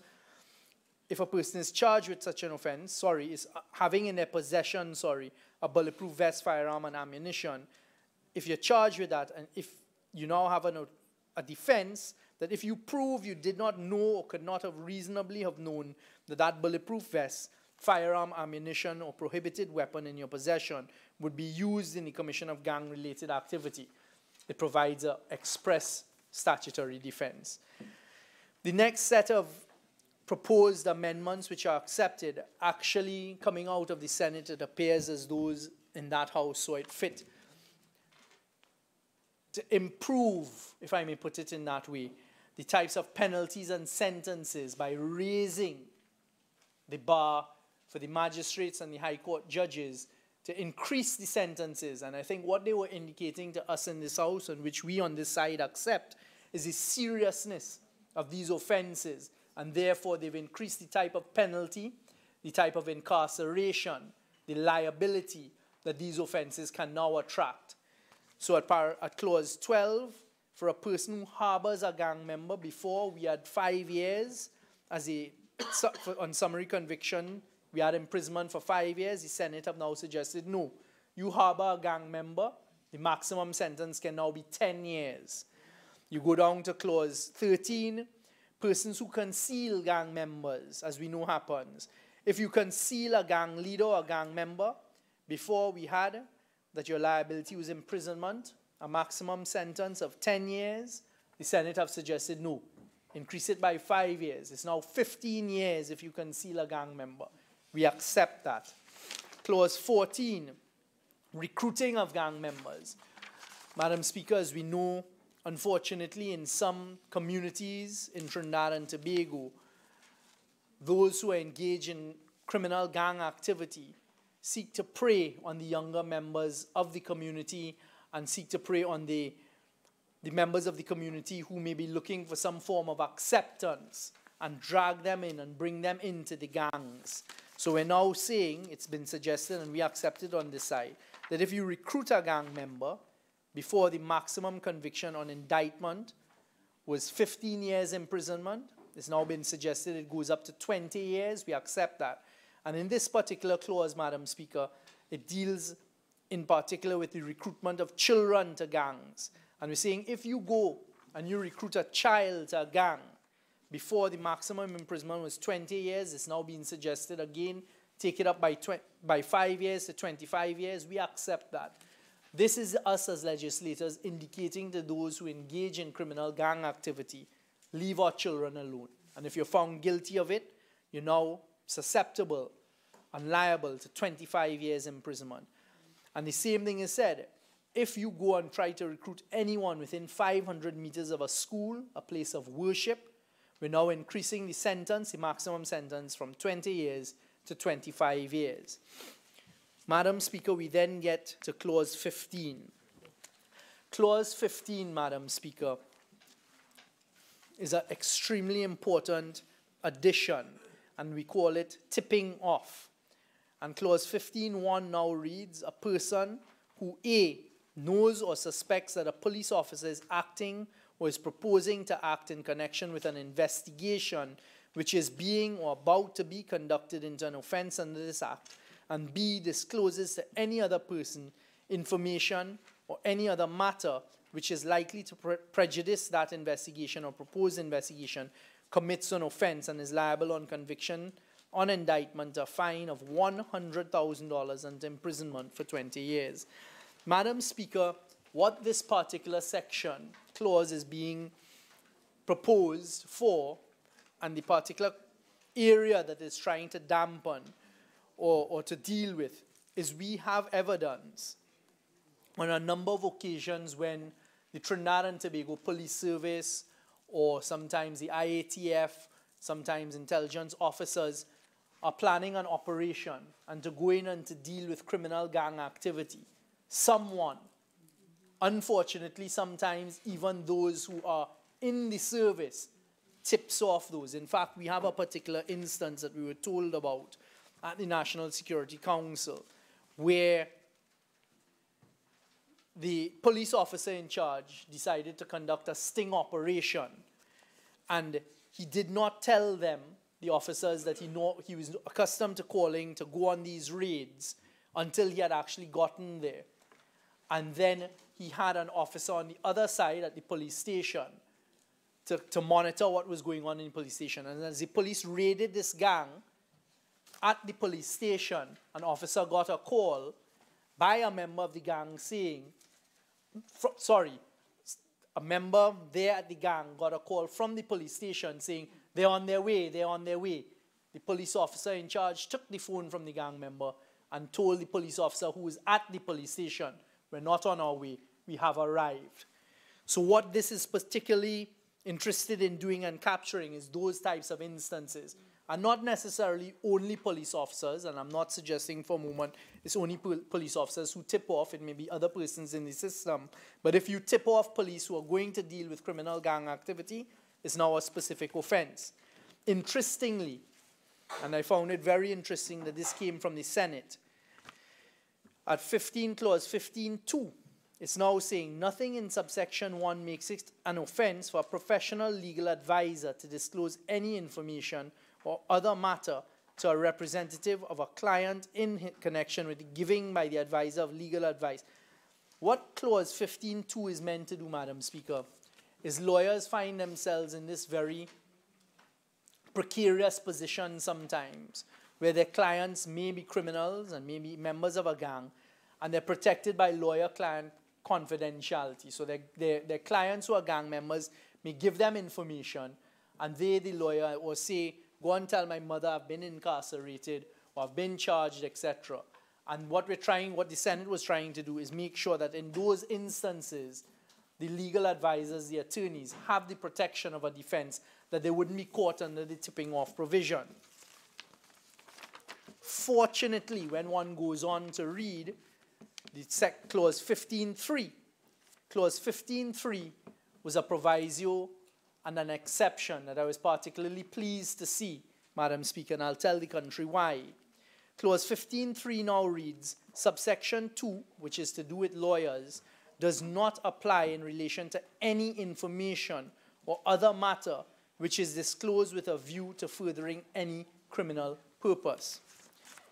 Madam Speaker, as a member of the bar, and as a member of the bar for 20 years now, it saddened me to learn that there are currently persons at the criminal bar who practice in our criminal courts as attorneys at law who have been facilitating gang members in gang activity and who have been participating in illegal communications with their clients and actually assisting their clients, it appears, in running their criminal empires. And some of these gang members who are incarcerated, it appears, may be assisted by certain members of the bar, and in particular at the criminal bar, in continuing the conduct of what got them incarcerated in the first place. I say it here without fear of contradiction that it appears as though there are some members, some lawyers, members of the Law Association who have been assisting their clients who are gang leaders and gang members in continuing the conduct of criminal gang activity. And this clause here deals particularly with that. And I call upon our law enforcement officers who are monitoring this to do the necessary and bring them to justice. And let us see these lawyers marching to court in their handcuffs one day. Just a point of clarification on that last statement. Do you have evidence of what you've just said? And if you do have evidence, should it not be given to the police? Thank you very much, Madam Speaker.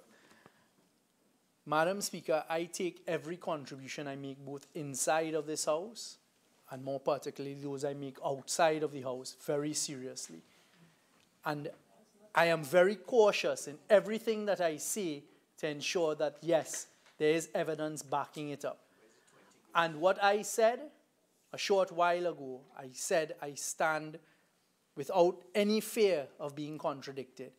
And I did say that the law enforcement officers who are dealing with it should do so expeditiously. So the law enforcement officers are already aware of the type of activity. It is not me reporting to them. So then I move on. So the answer is yes, the law enforcement officers are aware, and let's hope very soon we see some of these perpetrators being brought to justice, which is what I said. Clause 15(4) now says, provides a statutory defense for a person charged under this subsection of tipping off that if he or she proves that they did not know or suspect that the disclosure was likely to be prejudicial to the investigation or proposed investigation. Part 3 then goes on to powers of police. And now, new clause 16, Madam Speaker, an amendment is being made with respect to police powers of entry, search, and arrest, and a magistrate issuing a warrant. This is the new clause 16(2). A magistrate may issue a warrant to a police officer authorizing the police officer to enter and search a dwelling house where the magistrate is satisfied by evidence on oath that there is reasonable ground for believing that there may be found in the dwelling house a gang leader, gang member, or person whom the magistrate has reasonable cause to believe has committed an offense under this act. The next amendment now to the new 16(3). A police officer may enter without warrant and search a place or premises not used as a dwelling house. And the Senate has inserted, and we accept, including a building, ship, vessel, carriage, box, or receptacle. So they've broadened the areas. New clause 17, they've stylistic again. This is dealing with the detention of persons and now providing the law enforcement authorities with a very important power, respectfully, Madam Speaker, and that's the power to go and get detention orders. This legislation allows law enforcement officers to hold persons, I believe, for 72 hours whilst they're interviewing them and processing them, etc., before charging them.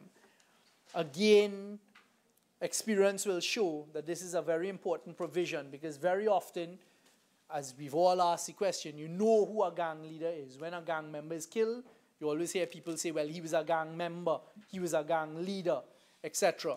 And you then ask the question, well, why weren't they ever charged for being in a gang or charged with criminal activity, etc.? Very often when persons are picked up, the police need the opportunity to go and do searches, to do further investigations before gathering that last set of evidence to be able to charge them. And that's where detention orders come in now, because what we're saying is that the police, the investigating officers, can, at 17.1, without a warrant, detain for a period not exceeding, I was correct, 72 hours, a person whom he has reasonable cause to believe A, has committed, or B, has interfered with an investigation of an offense under this act without charging him for an offense. So we're now giving the police a statutory power, which we hope will not be abused, but they've been now granted a statutory power to hold members who they suspect of being involved in gang activity for 72 hours. The members of the Senate have also then proposed further on at 17.3b, where a person who's being detained for this period of time, where it should be recorded. Before, it was just that there should be made a record of the grounds for the detention of a person in custody. They've now said, well, record those grounds for his detention in the station diary. Of course, it is felt that a station diary is an almost permanent fixture at the police stations, and therefore, rather than it be on some loose piece of paper or some form that can go missing, record a person's detention or the reason why you're detaining them for 72 hours in the station diary. So later on, defense attorneys, prosecuting attorneys can go to the station diary and see the contemporaneous record of why that person was detained. Importantly, now you get to the detention order, which is similar to what is done under the Anti-Terrorism Act. And it says a police officer may within 48 hours, so you don't have to go the full 72 hours of the person's detention, apply ex parte to a judge in the form set out at Form 1 in the second schedule for a detention order, and the application shall be supported by evidence on oath. The upper house has suggested, and we accept, an extra and an additional precaution that the application will be supported by evidence on oath. And I'm sure my friend for St. Augustine will agree that is to offer a level of protection for those who are in custody, because of course you're going ex parte to a judge to have them detained for further, but there's now a permanent record where someone has to swear on oath and provide the evidence to that judge as to why they should be permitted to be detained beyond the normal course.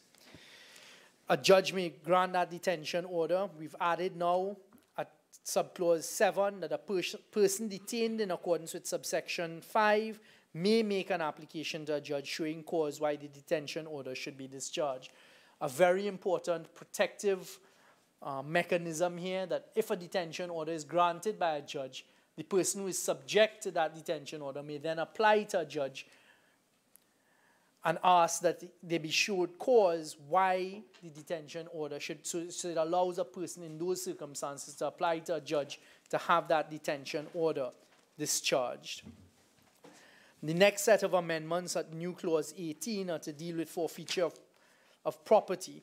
And quite usefully, there's now an introduction of a new procedure that introduces the Registrar of the Supreme Court publishing a notice identifying property that is to be forfeited as a result of convictions under this legislation.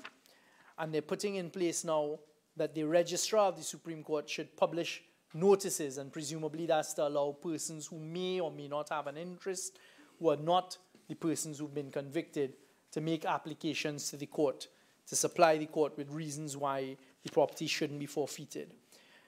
Any person who claims to be the owner of or to have an interest in that property shall file a notification of interest in the form set out at Form 2 in the second schedule with the Registrar of the Supreme Court of Judicature within 2 weeks of the date of publication.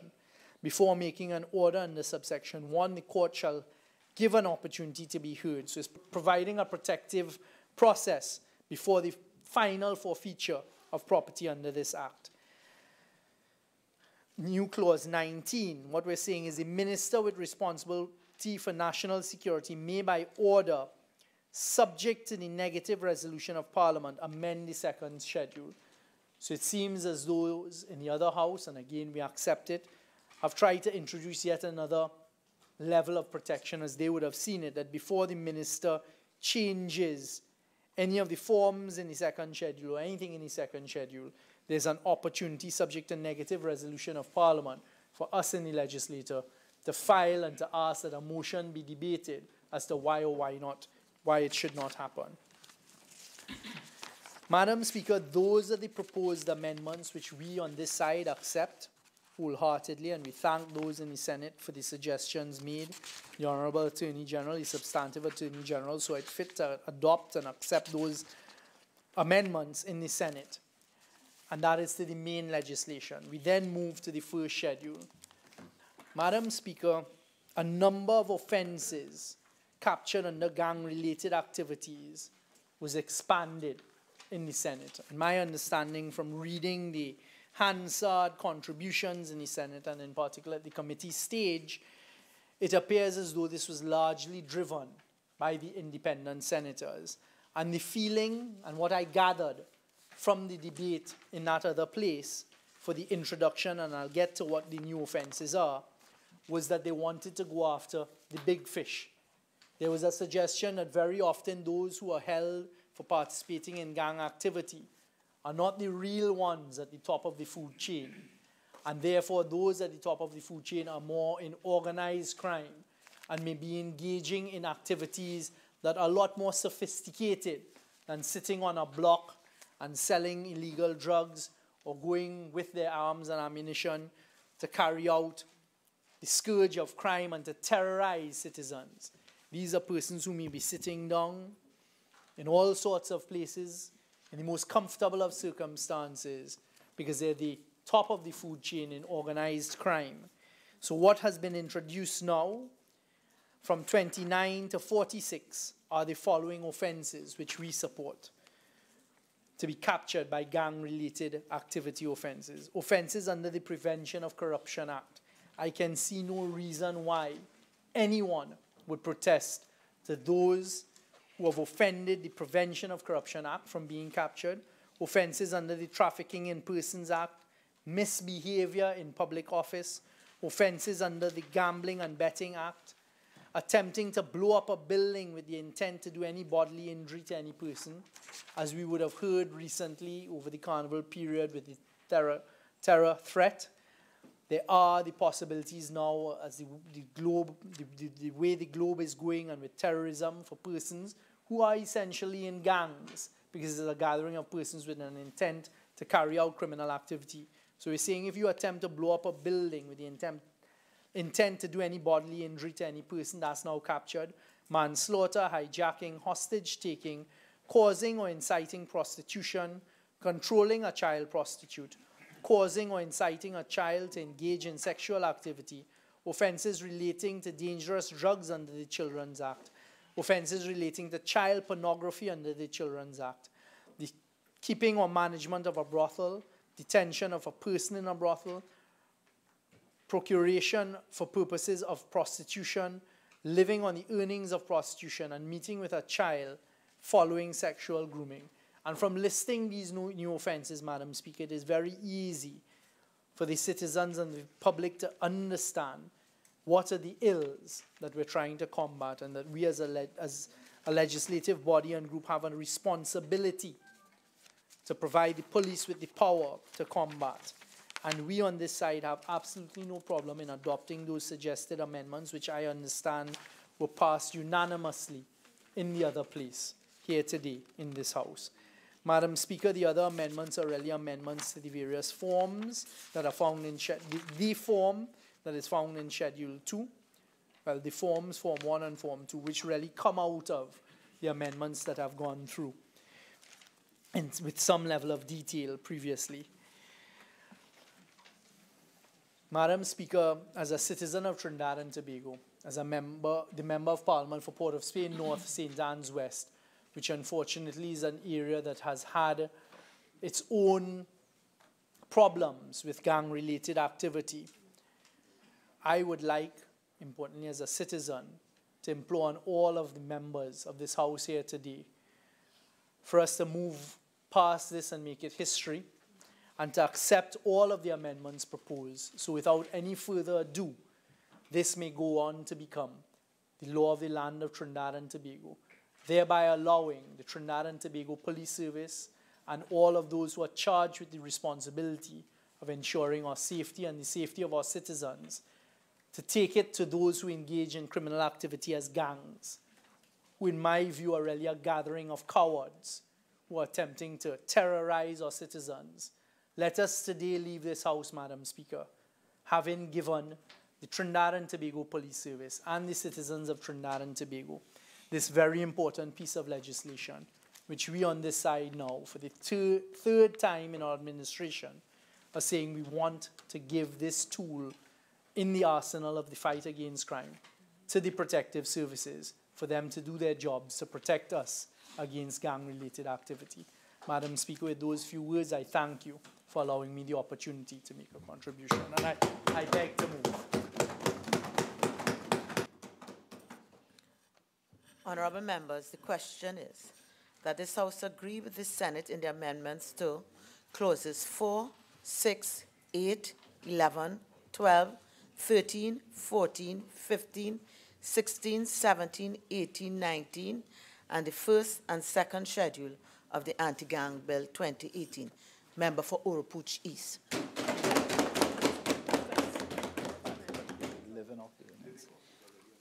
Okay.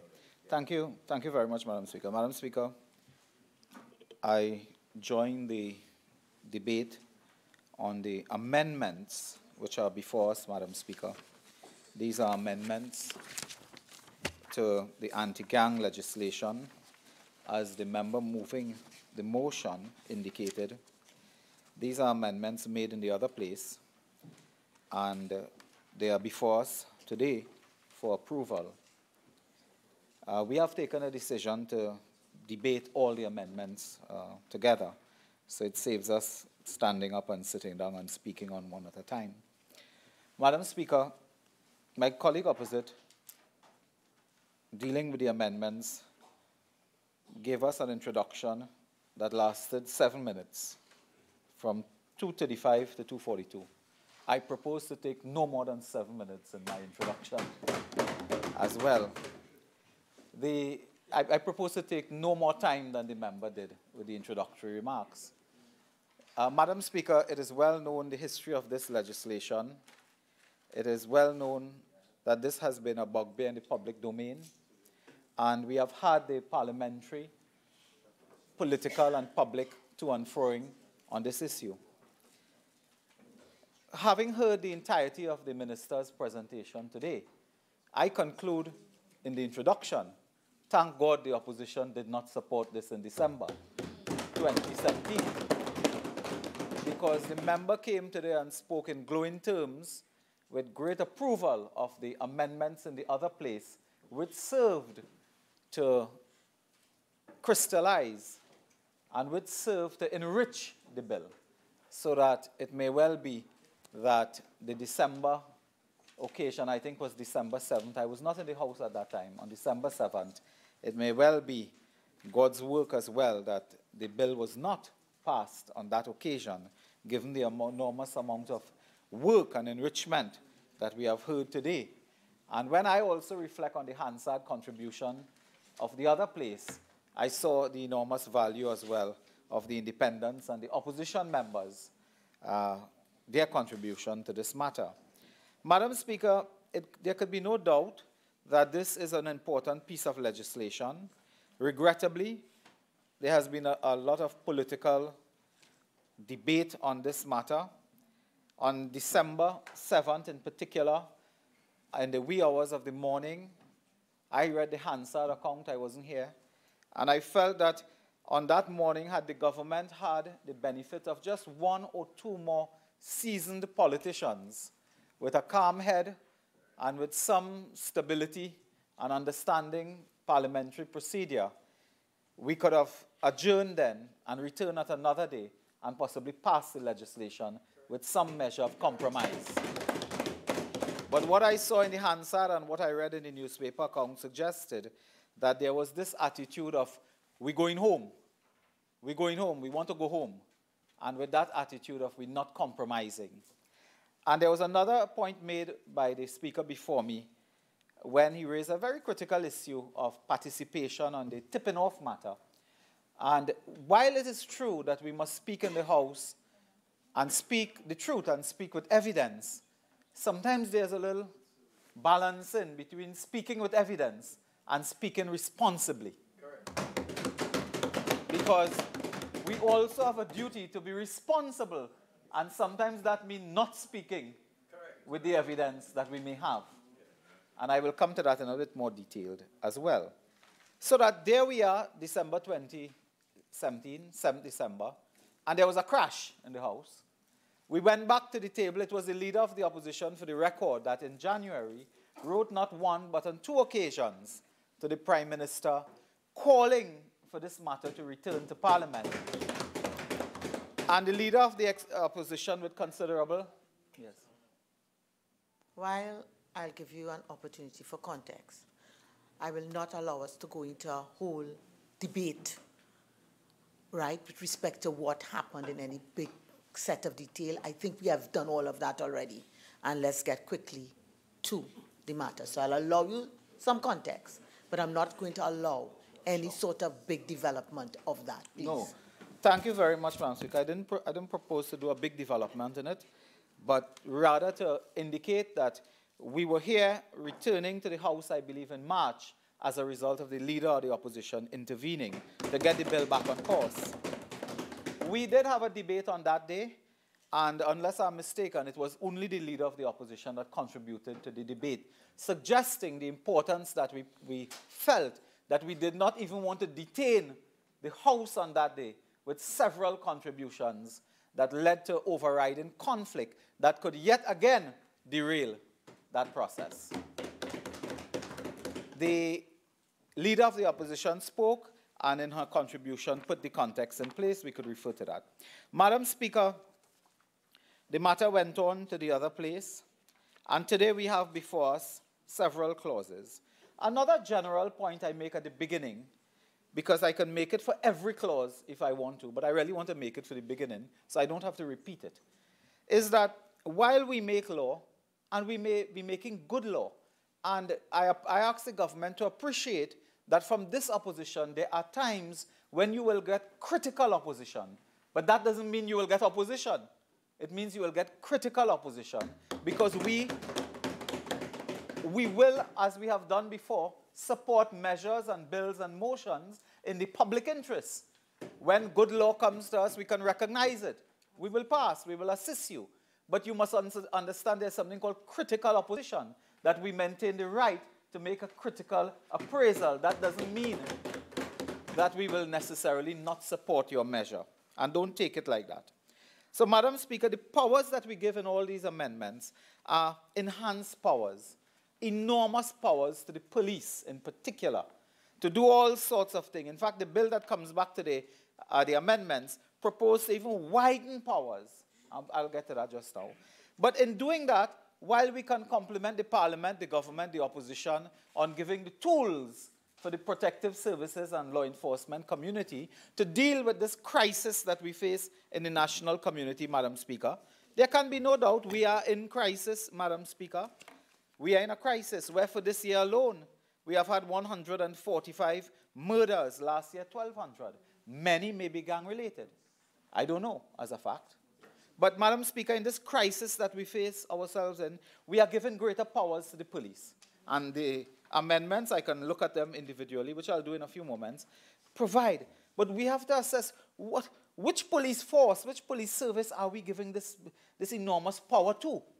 It must be one that is also professional, responsible, and professionally managed, and stable. And we meet hours after we have had a shootout between 2 police officers. And in that would be the commissioning of offense and so on.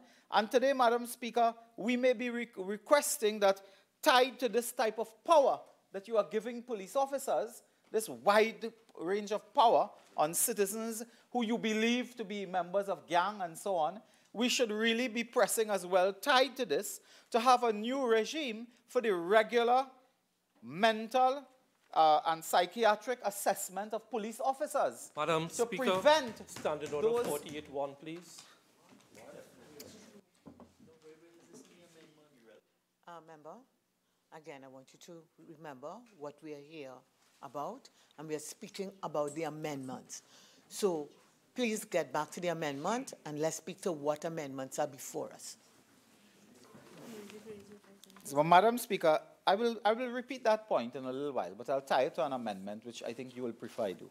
So let's go. Madam Speaker, I know they would like me to say clause 4. Clause, yeah. So we'll do it that way, and I will get to the point I want to make. Madam Speaker, clause 4, let's get to it. Law enforcement community.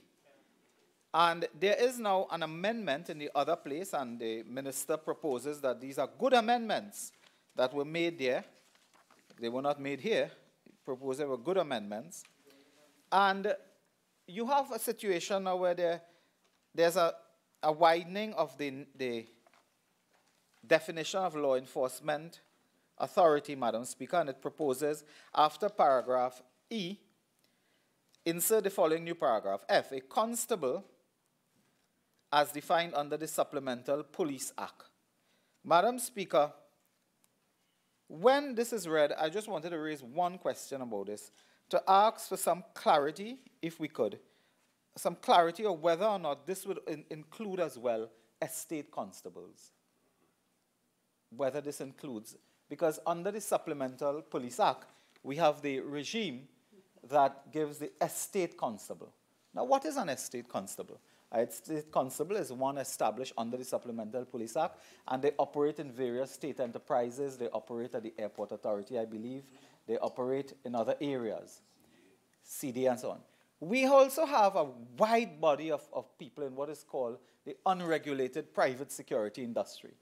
Since I think Russell Huggins was Minister of National Security in 1994, we have been trying to get passage of legislation to regulate that sector. Now, the question that I ask is, when the law enforcement authority is expanded to include estate constables, would it also include members of this private security industry, unregulated sector, to participate in this wide range of activity under the anti-gang legislation?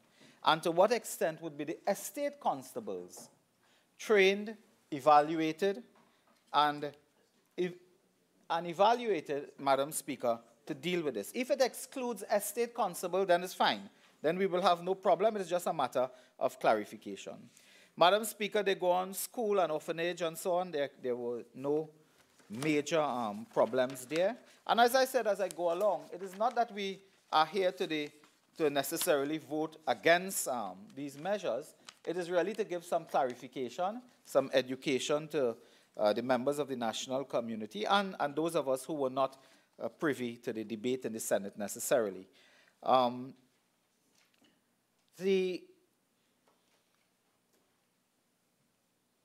So that whether or not this opens a door to provide powers under the Act to an unregulated number of persons, because the definition of protective service agency under the Supplemental Police Act states, and I just want to quote, protective service agency means a body corporate registered under the Companies Act whose principal object is the protection of persons and property by providing guards and escorts and approved for the purpose by the minister. The minister also plays an enormous role in the Supplemental Police Act by giving, I think, statutory approval for the activity. And I think they are under the estate constable system as well. They are also precepted members of that community of officers. Madam Speaker, rehabilitation center and so on, that is just a clarification in that sense. We go to 6. And I just read it in reference to the Act because it could be understood, I think, better when you refer to the Act that has been passed. So we go to 6. And in subclause 1, in paragraph B, delete the word "or," but that is simple enough.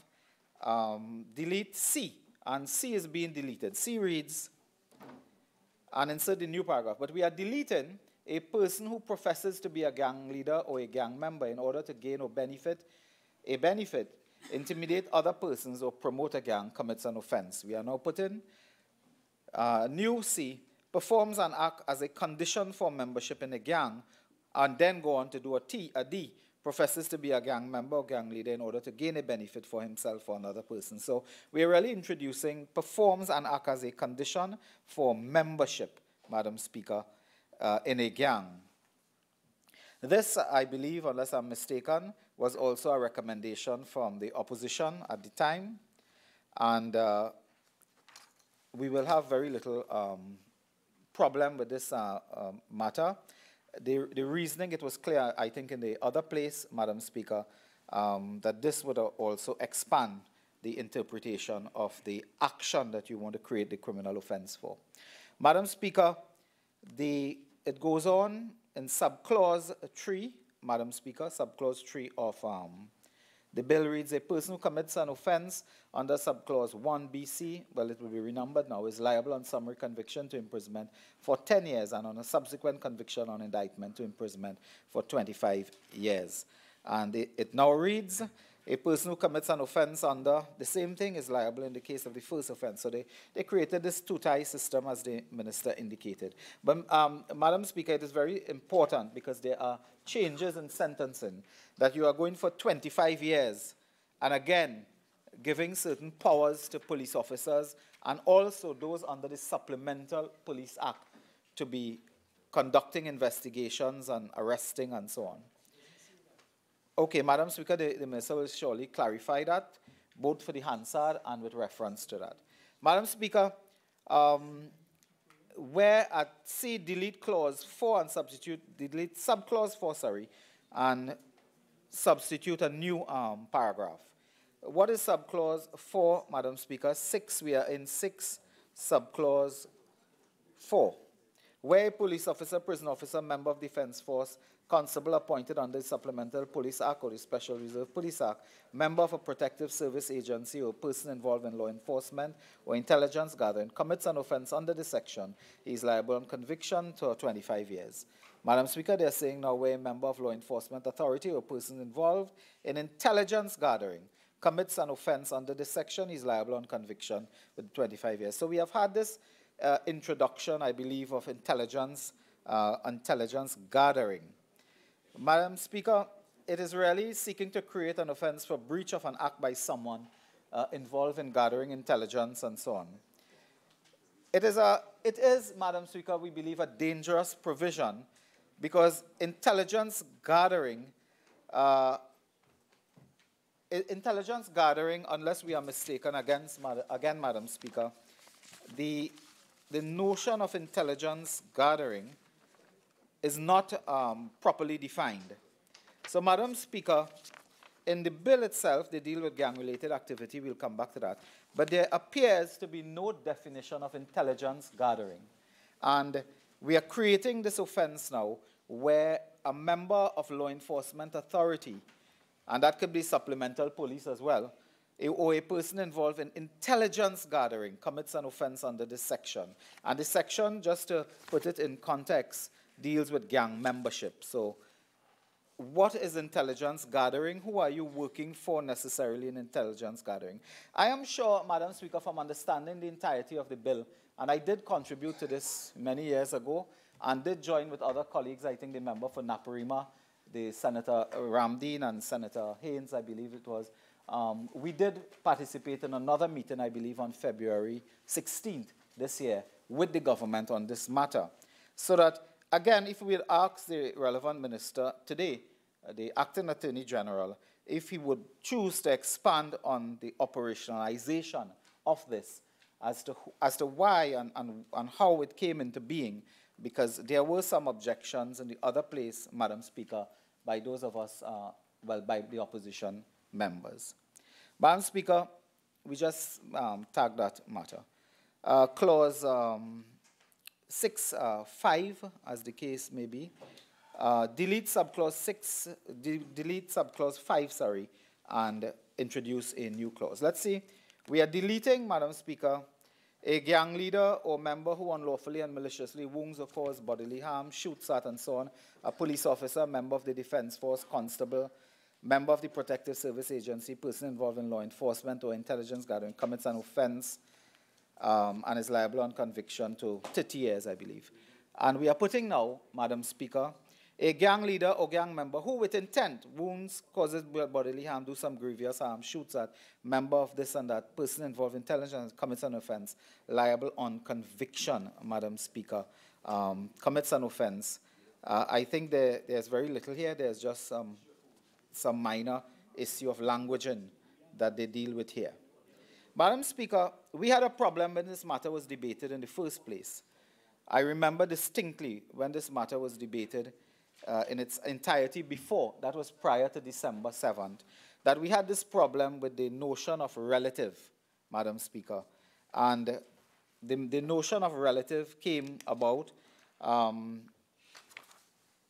in the other place, Madam Speaker. It did, Madam Speaker, expand and really clarify the nature of the persons who will be the subject, Madam Speaker, of any retaliatory action. And it was indeed supported by the opposition. But it was a matter, if we will recall, was also raised in this House. This matter of the narrowness of the definition of relative was raised in this House. And we can't complain, because in the opposition as well, in the Senate and the other place, supported this. The amendment, I believe, from my readings, was proposed by a member of the independent bench there. Madam Speaker, 8.1, that received support as well, so it is nothing that we will deal necessarily with at this stage. Madam Speaker, Clause 12, the matter, Madam Speaker, of deleting Clause 11, I'll get to that first, deleting Clause 11 and then putting in a new Clause 11, Madam Speaker. Clause 11 in the Parent Act deals with possession of bulletproof vests, firearm, ammunition, or prohibited weapon for the benefit of gang. Madam Speaker, clearly, this has been a real problem faced in law enforcement for some time. It was dealt with here, and in the new setup that they propose here, at 11.1, they are substituting and putting now uses a bulletproof vest, firearm, ammunition, or prohibited weapon, or has in his possession a bulletproof vest, which he ought reasonably to know would be used. So I think it's an expansion of that matter, and our comments on that, Madam Speaker, had to do with the definition of firearm and ammunition. I believe there were also, it is also being defined in the Section 4, the ammunition and gang and firearm, they both have the meaning assigned to it in Section 2 of the Firearms Act. That was a concern raised, and I think that was settled before, Madam Speaker. Madam Speaker, going through here, the other matters, offense, right.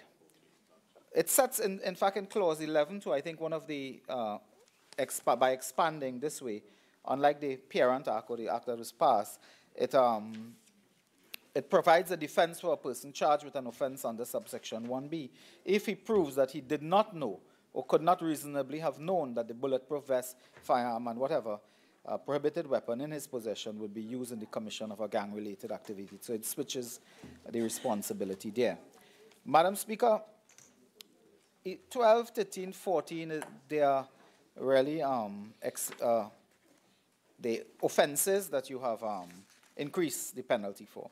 So that is very important to note that in 12, 13, 14, and other places, but 12, 13, 14 are listed together, you are giving increasing power. You are making these offenses more harsh, so that we are not, when persons are convicted now, their deprivation of liberty increases, that you get longer jail sentencing and so on.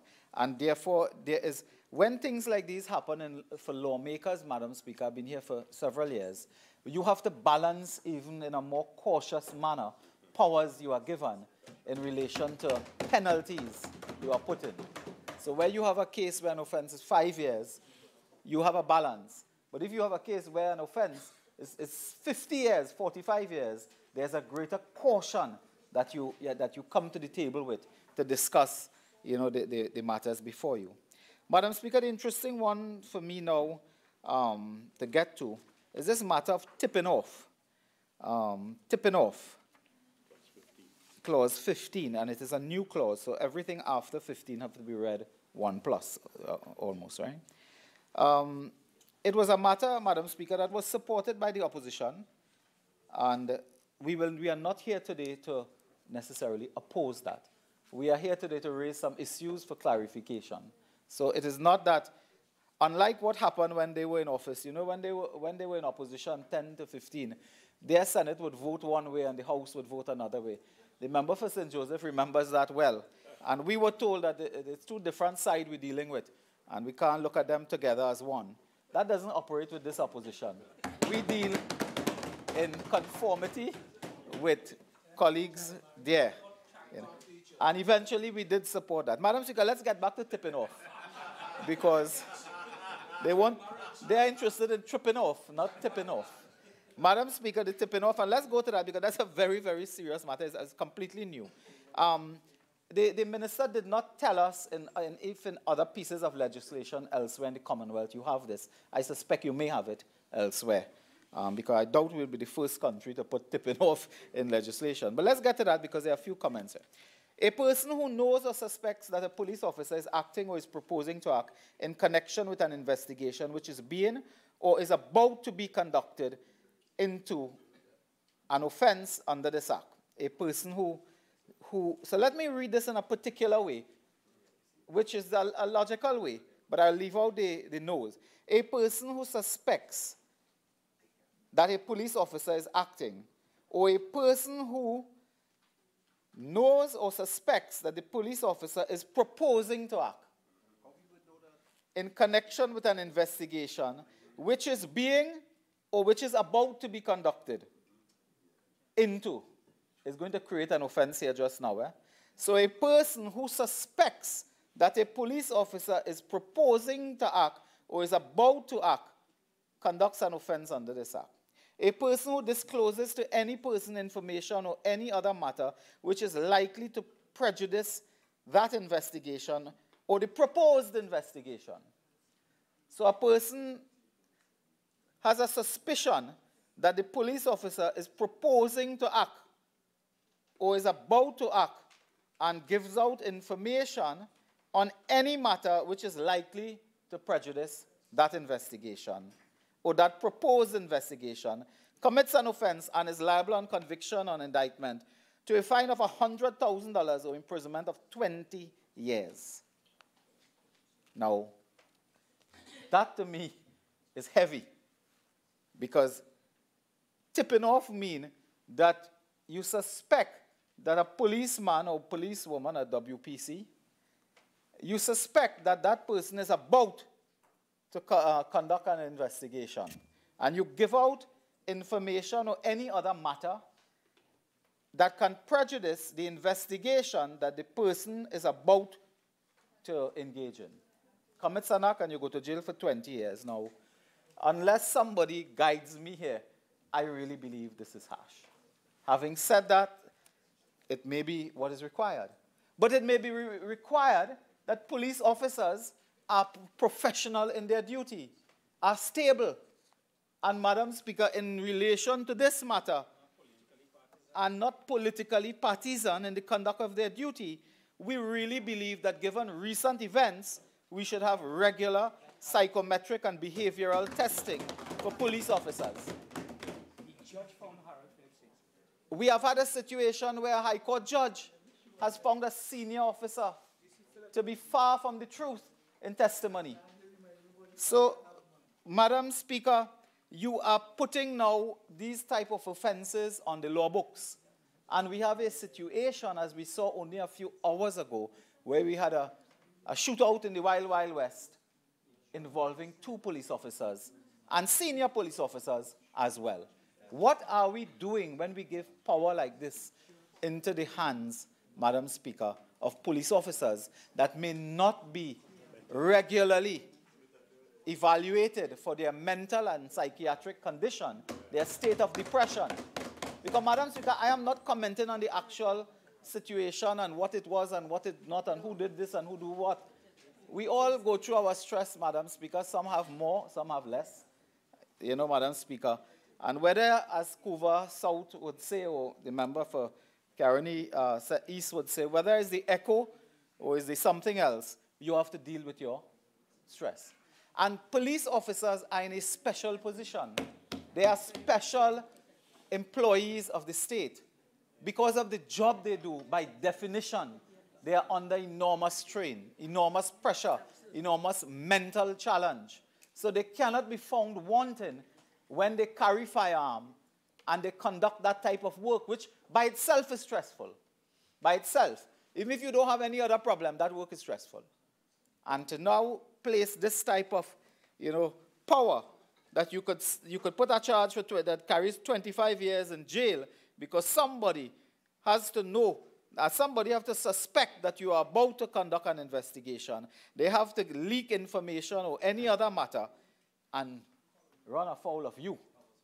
Madam Speaker, it is a matter that I would like to say that we should be very cautious about. Having said that, we can understand that in this world that we operate, where we have had gang-related activities and very serious criminal offenses, the worst, the most heinous crimes being committed and linked to gang-related activity, we can understand that an offense of tipping off might be something that would be useful to law enforcement agents.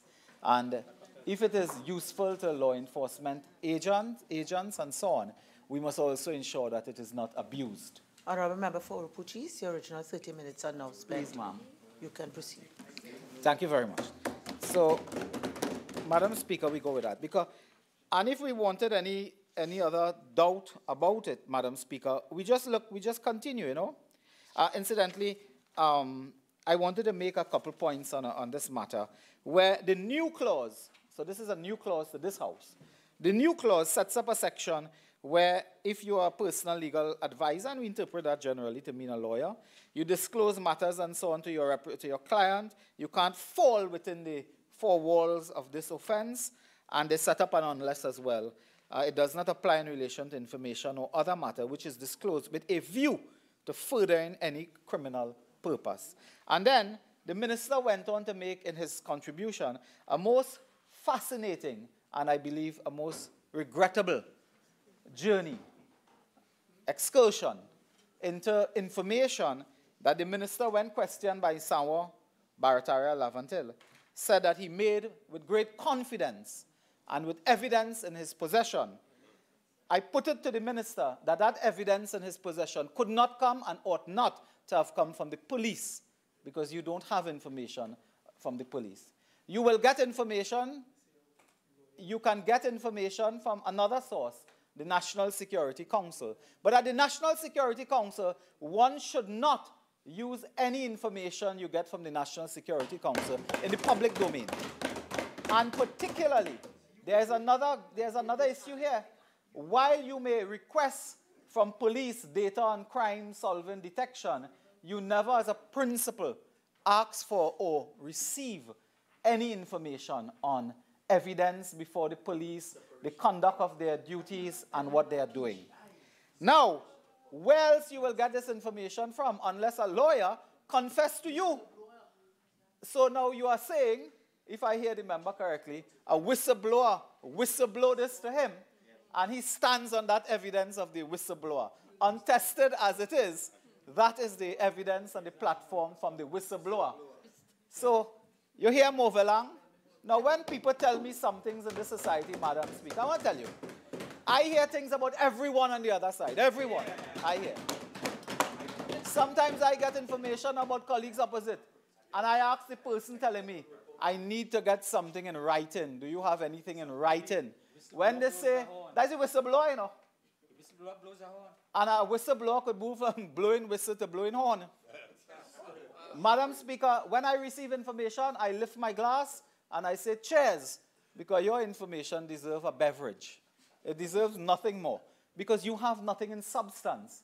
So government ministers, particularly persons who operate beyond their domain, should be very careful of using whistleblower information and standing on a platform and say, I have evidence. Because if you don't have it from whistleblower, you have it from the lawyer, then you are duty to tell the police because somebody confessed to you. But you cannot get it from the security agencies. So that today, we are getting information from my colleague opposite, and I took note of it. Lawyers assisting clients in the conduct of criminal activities, gang-related criminal activities, and linking that to members of the criminal bar. And you would like to see them here, this one, marching to court in their handcuffs. That is what was said in this house. And I am speaking with evidence. Now we learn this evidence from the whistleblower. Madam Speaker, there should be more responsibility in these matters. I am not here defending criminal lawyers or members of the bar or members of the law association and so on. I don't know their business, Madam Speaker. But what I do know is we have a duty to be responsible and not reckless as we divulge information. You see, and we cannot under any circumstances cross that line where politicians get information on sensitive investigations undertaken by the police. You ought not to receive that information. You ought not to use it. You cannot. In fact, there's a line in the sand that must be drawn between the politician and the police officer.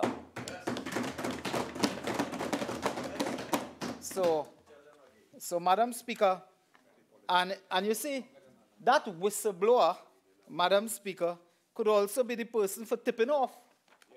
That could be the tip-offer as well. The whistleblower could be the tip-offer as well, Madam Speaker, and you engage in a tangled web. And the tangled web, if abused by law enforcement, carries 20 years in jail. Tipping off.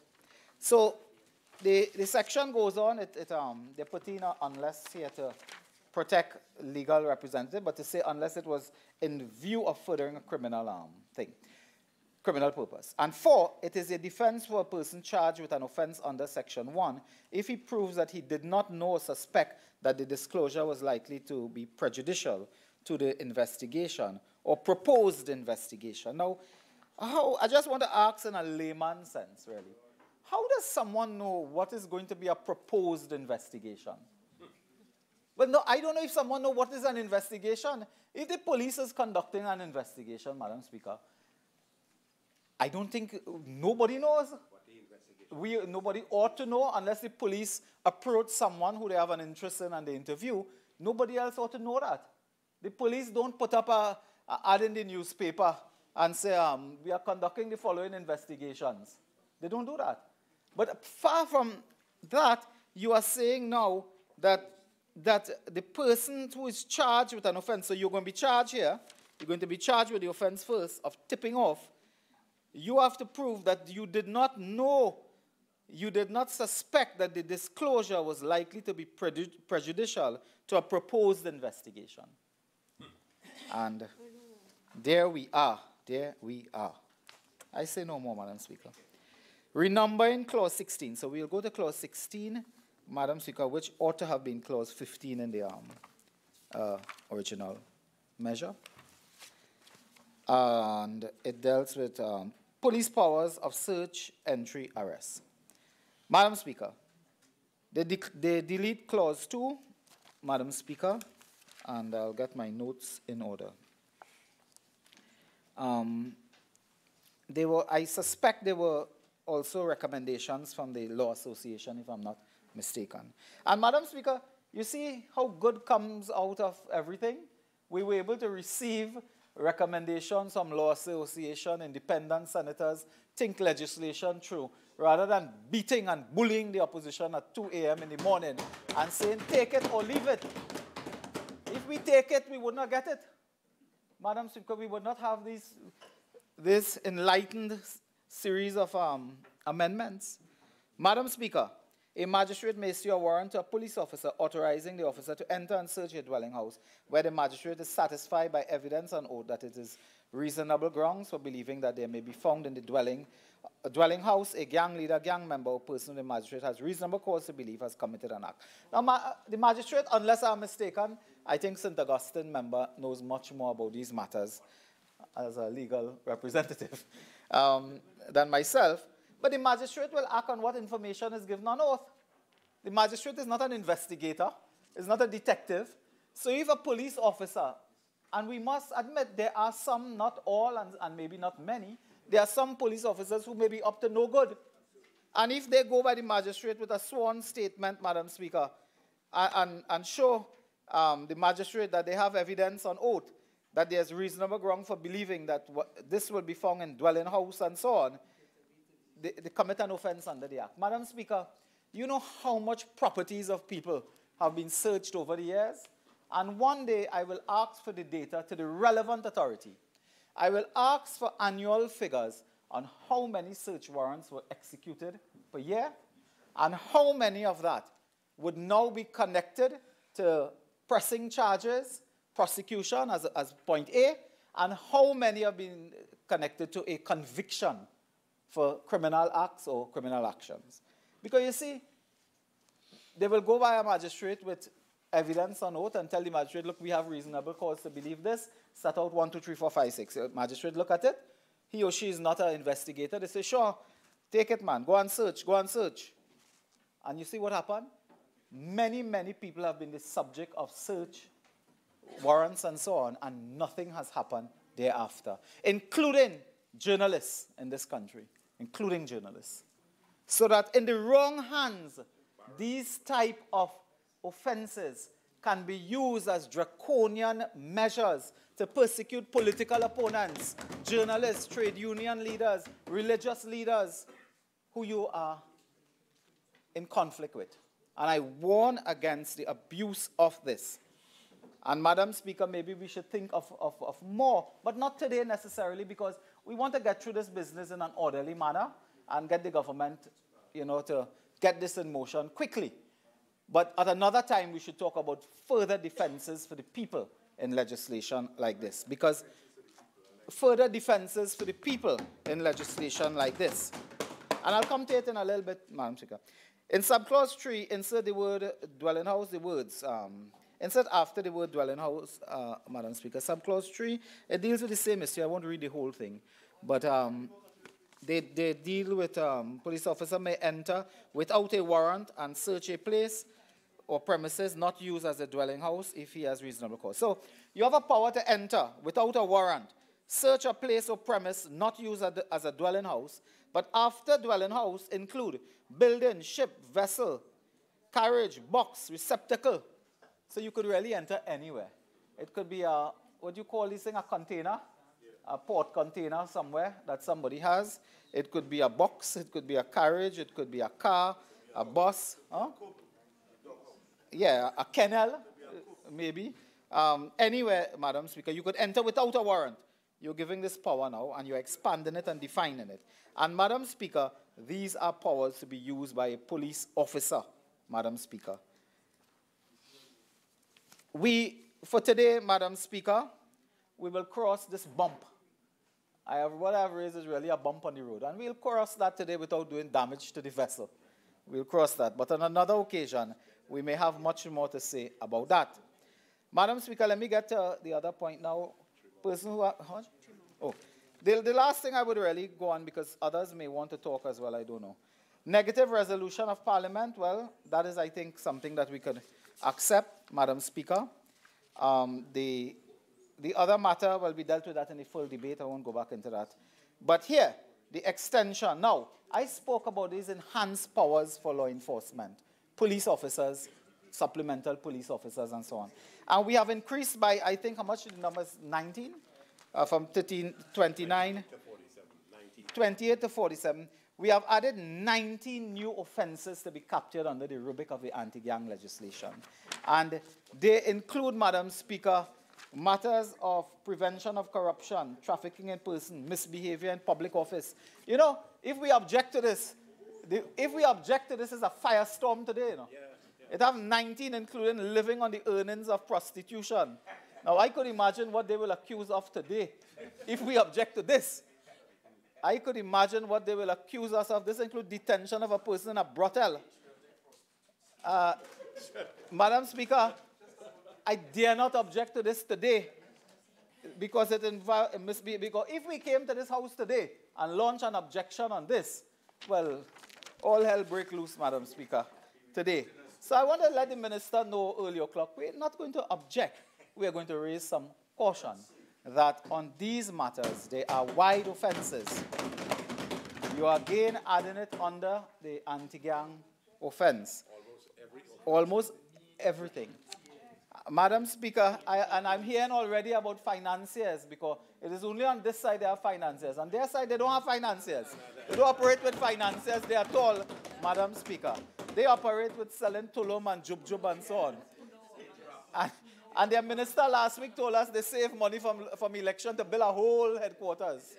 Madam Speaker, these matters are important. We do not have an objection at this point, but again a warning that if in the wrong hands of police officers working in collusion with political operatives, they can be used to undermine, to oppress, and to suppress citizens who may have nothing to do with criminal offenses under the legislation. But they can be used, Madam Speaker, because I read the record on this. I understand somewhat where the substantive Attorney General claimed to be going, because he was making a reference, and I think his example he was using was police officers. He also said immigration people and so on, who may be involved in some type of hanky-panky with gang-related people and so on. So we understand where he intends to go. But, Madam Speaker, it is where they can go by abusing innocent citizens. Please. Madam Speaker, Time is now spent. Minister. Thank you. Thank you very much, Madam Speaker. Madam Speaker, I don't intend to be very long. There's not much to reply to. The first and most important one, and once again, but I asked. Oh, you stand up already. Look, talk to the speaker. We asked him, he said no. Talk to the speaker. Madam Speaker. Lee again. Thank you very much. Madam Speaker, for the record, I had indicated to the members on the other side that if there weren't any other speakers, I intended to wrap up. I was told there were no speakers, and I may proceed to wrap up. So I apologize to the member for St. Augustine. It was not intentional on my part whatsoever. Madam Speaker, the one point that concerned me, but I guess what it showed is that the previous speaker, I guess what I'll chalk it up to is a lack of experience in the courts and the understanding of the legislation. Because a lot of ado was made about estate constables, and the impression that was given, and it concerned me for a couple of seconds, was this reference in the expansion of law enforcement officers, law enforcement authority, to include a constable as defined under the Supplemental Police Act. And we would recall that the previous speaker said that that now encaptured estate constables, and the impression that was given is now that a security officer, security guard, an estate constable can go and have all of the powers under this act. If my friend had simply read in the very short act, 20 clauses, where there's reference to law enforcement authorities, he would see that what it is doing is a simple provision where law enforcement authorities are protected. So what they're seeking to do is provide protection to those estate constables and SRPs from gang-related activities, but it is not giving them any power whatsoever for search and seizure, any of the police powers. So it is only the protective provisions that refers to law enforcement authorities, that is where there's retaliatory action, as well as, I think that's the only area that law enforcement authority is referred to, and then also when it deals with gang membership. So at clause 6.4, where a member of a law enforcement authority or other person involved in intelligence gathering commits an offense. So it's only two areas that special definition of law enforcement authority is captured. If they commit an offense under this act, so it captures all those estate constables, special reserve police officers, etc., then they're guilty of offenses. And then also where we're seeking to create a specific offense that if you attack or threaten, etc., anyone in that area with retaliatory action, then it also is captured there. But they have no specific or special powers whatsoever. I'm sure what it is that my friend really didn't have the time to look at that properly. The other area that you referred to was relative, and as we've accepted in this House, there's now a broader definition of relative. I don't think I didn't hear him make any argument as to why one should not go along with that definition of relative. Tipping off. Madam Speaker, a lot of reference was made to tipping off in my previous contribution on tipping off. I'm not going to get back in there. That will stand where it is. And there's nothing to apologize for. And Madam Speaker, what has to take place will take place. It was interesting when we got to the offences section, the way my friend approached it. And in particular, the two areas that he drew specific reference to, the areas of brothels. And I was wondering why out of 46 offenses, he focused on the area of brothels. And I see Naparima trying to make a comment there. And is it because a certain financier has a whole set of brothels, some of which are in the Naparima constituency? I suppose maybe that is what it is. And then the other area as well, Madam Speaker, Mamu, you see me there? Madam Speaker, who is now residing in Panama, Madam Speaker, the other area is under prevention of corruption, but again, he didn't delve too far into there. I'm sure you will get a discount because you wouldn't spend very long.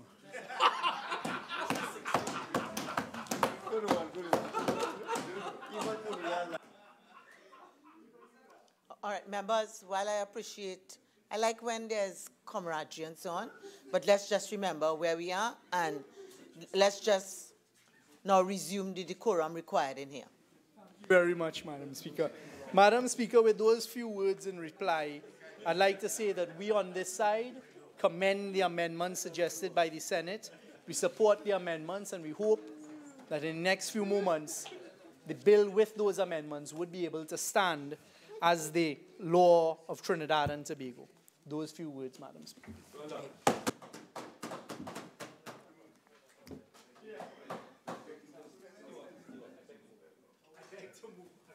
Sorry.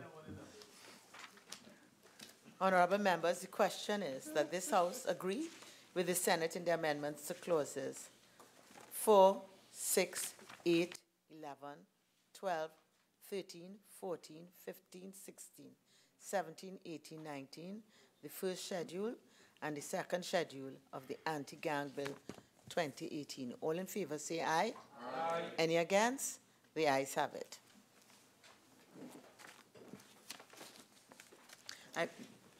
I now call on the Acting Attorney General, motion 1. Thank you very much, Madam Speaker. Madam Speaker, I beg to move the following motion standing in my name. Be it resolved that the Senate amendments to the miscellaneous provisions, mutual assistance in criminal matters, proceeds of crime, financial intelligence unit of Trinidad and Tobago, Customs and Exchange Control Bill 2017, listed in Appendix 1, be now considered. Honorable members, the question is that the Senate amendments to the miscellaneous provisions, mutual assistance in criminal matters, proceeds of crime, financial intelligence unit of Trinidad and Tobago, Customs and Exchange Control Bill 2017, listed in Appendix 1 to the order paper be now considered. All in favor say aye. Aye. Any against? The ayes have it. Clerk. Clause 4A. In subclause 1, paragraph E, by inserting after the words any information in subparagraph 2A, the following words, and advise the person that they have a right against self-incrimination as guaranteed under Section 5(1)D of the Constitution. B1, in subclause 2, insert a new paragraph B as follows. B, in Regulation 19.3, by inserting after the word requested the words or provided of his own motion. 2, renumber the paragraphs accordingly. Attorney General. Thank you very much, Madam Speaker. Madam Speaker, we would recall that this bill passed through the House sometime in November 2017. It was completed in January, on January 12th, 2018, with no amendments. The Senate debate then commenced on February 20th, 2018, and was completed on the 13th of March, 2018, with 2 amendments, which we've just heard read to us. Madam Speaker, we on this side fully adopt and support the amendments that have come from the Senate, from the other place. This legislation is very important for international commitments. Madam Speaker, in particular in the area of anti-money laundering, anti-terrorism financing, and these areas. A lot has been said before, Madam Speaker, in this government's, with respect to this government's commitment to ensure that we're compliant internationally. As we would recall, that has arisen on a number of occasions here with previous legislation. Madam Speaker, as a government, since we've come into office, and at this administration being the government, we have worked very hard in ensuring that our FATF and CFATF commitments have been made. There was a lot of criticism of us as a country before. We've made many, many strides in the right direction, partially thanks to the support of those on the other side and those in this House, in ensuring that we don't lose our correspondent banking and that we don't get downgraded internationally with respect to our banking facilities.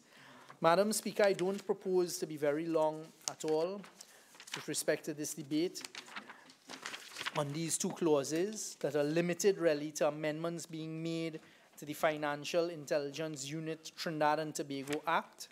The first amendment appears to be the insertion of specific express statutory language of a constitutional protection that we all thankfully have entrenched in the Constitution, which is the right against self-incrimination.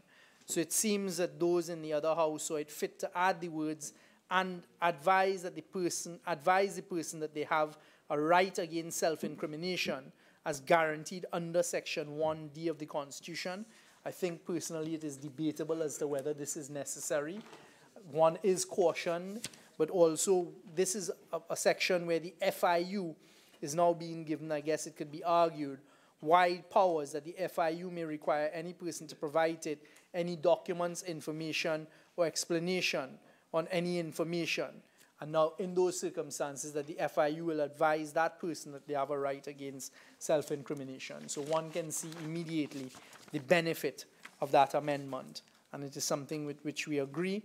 The other amendment being suggested is to the same Financial Intelligence Unit Act at Section 19.3, and it is to add the words or provided of his own motion. So it now reads at Section 19, sub 3, where the director determines under subregulation 2 that the sharing of intelligence and information that is being requested or provided of his own motion. This is the dissemination of information provision in the Act that is giving now the FIU director the power on his own motion to request or disseminate financial intelligence. This is a particularly important power for the FIU to fulfill its international obligations and also in its work along with law enforcement agencies like the TTPS and others of that nature to provide information of their own volition. These are two amendments with which we agree. I don't want to detain us in the House longer than absolutely necessary, apart to say that we ask that these amendments be agreed to here today, Madam Speaker, so that this bill can be put into law so that we may fulfill our international obligations. Madam Speaker, there's been a lot recently with respect to the FIU's provision of information in the public domain, and in particular the number of charges for money laundering and the type of suspicious activity reports and the increase in the suspicious activity reports, etc. I don't think it's necessary to get into that. So, Madam Speaker, I thank you for the opportunity, and I'd just like to say on this side, these are two amendments with which we agree and that we ask that the rest of the House agree, and I beg to move. Thank you. Honourable members, the question is that this House agree with the Senate in the amendments to Clause 4 of the miscellaneous provisions, mutual assistance in criminal matters, proceeds of crime, Financial Intelligence Unit of Trinidad and Tobago, Customs and Exchange Control Bill 2017. Member for Point of Pear. Thank you.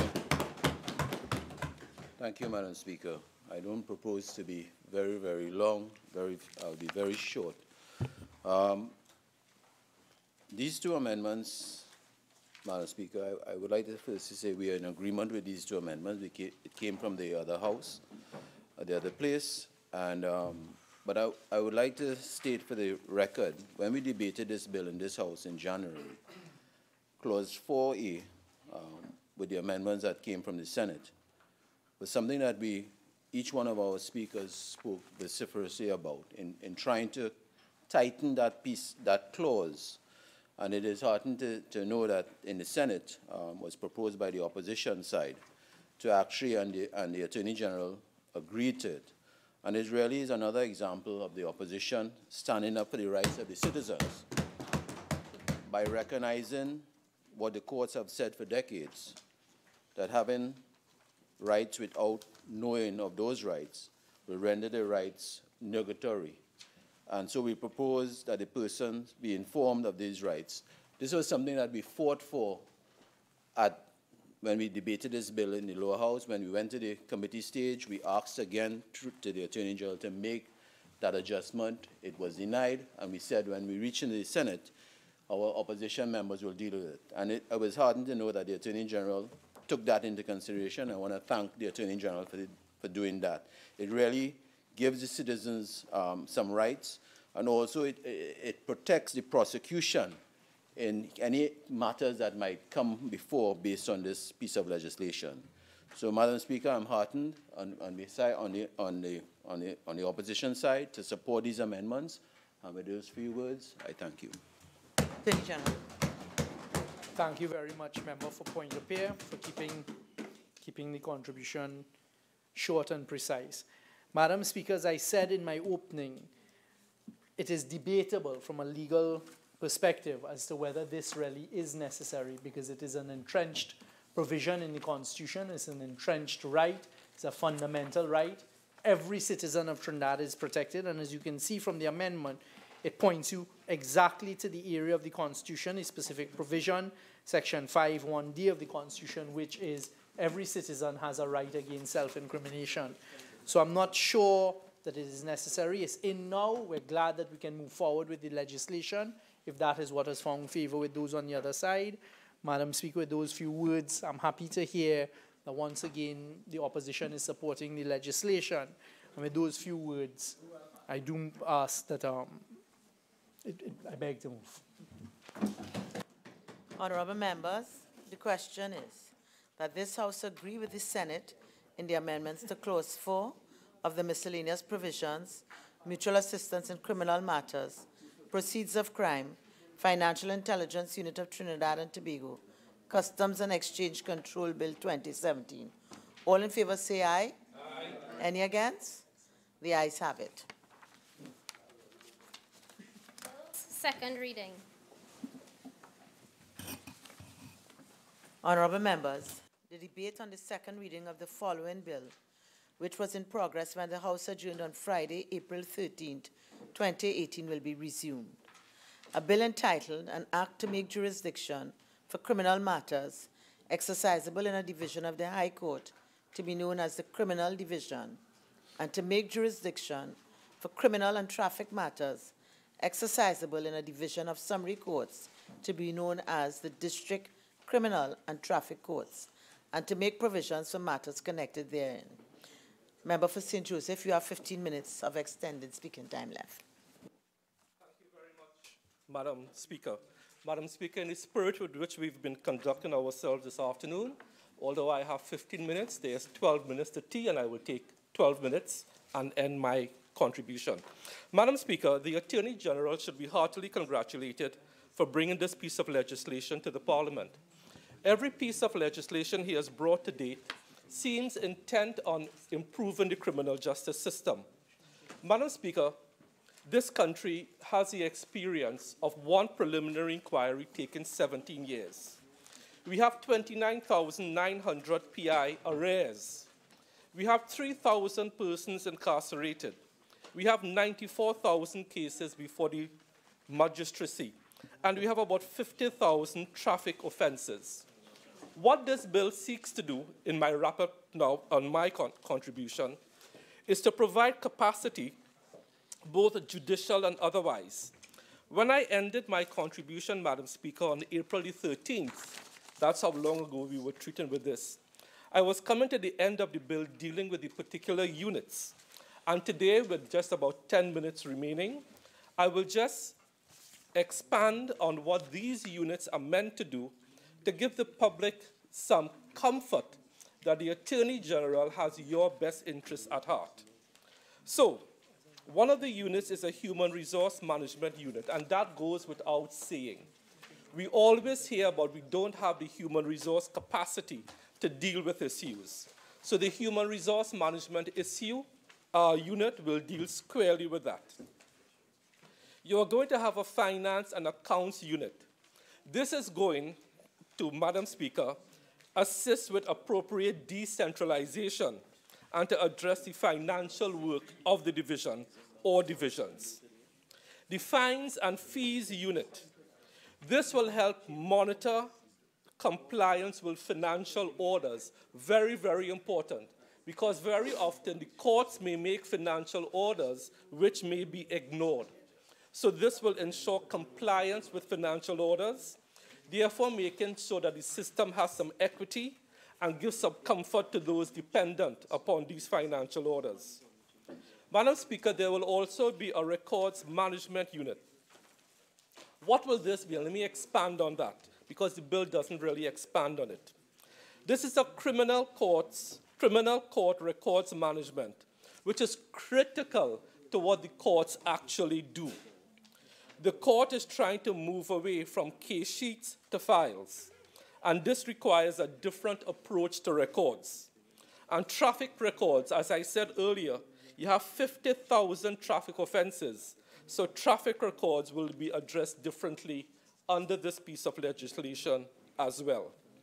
You also have, Madam Speaker, a court reporting unit, which is self-explanatory, a statistical and evaluation unit, which is a unit which can now assist with actual live decision-making, therefore speeding up justice. And we know the old saying, justice delayed is justice denied. So the statistical and evaluation unit will assist with live decision-making and speeding up of matters before the courts. Madam Speaker, I spoke about the drug treatment court the last time.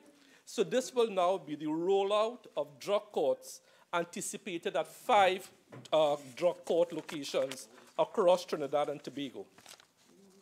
There will also be a criminal court information communications technology unit. Very important. This information technology will include CCMS, audio, digital, and video digital recording, video conferencing, and other solutions. This will modernize and, again, quicken the pace of the criminal justice system once and for all.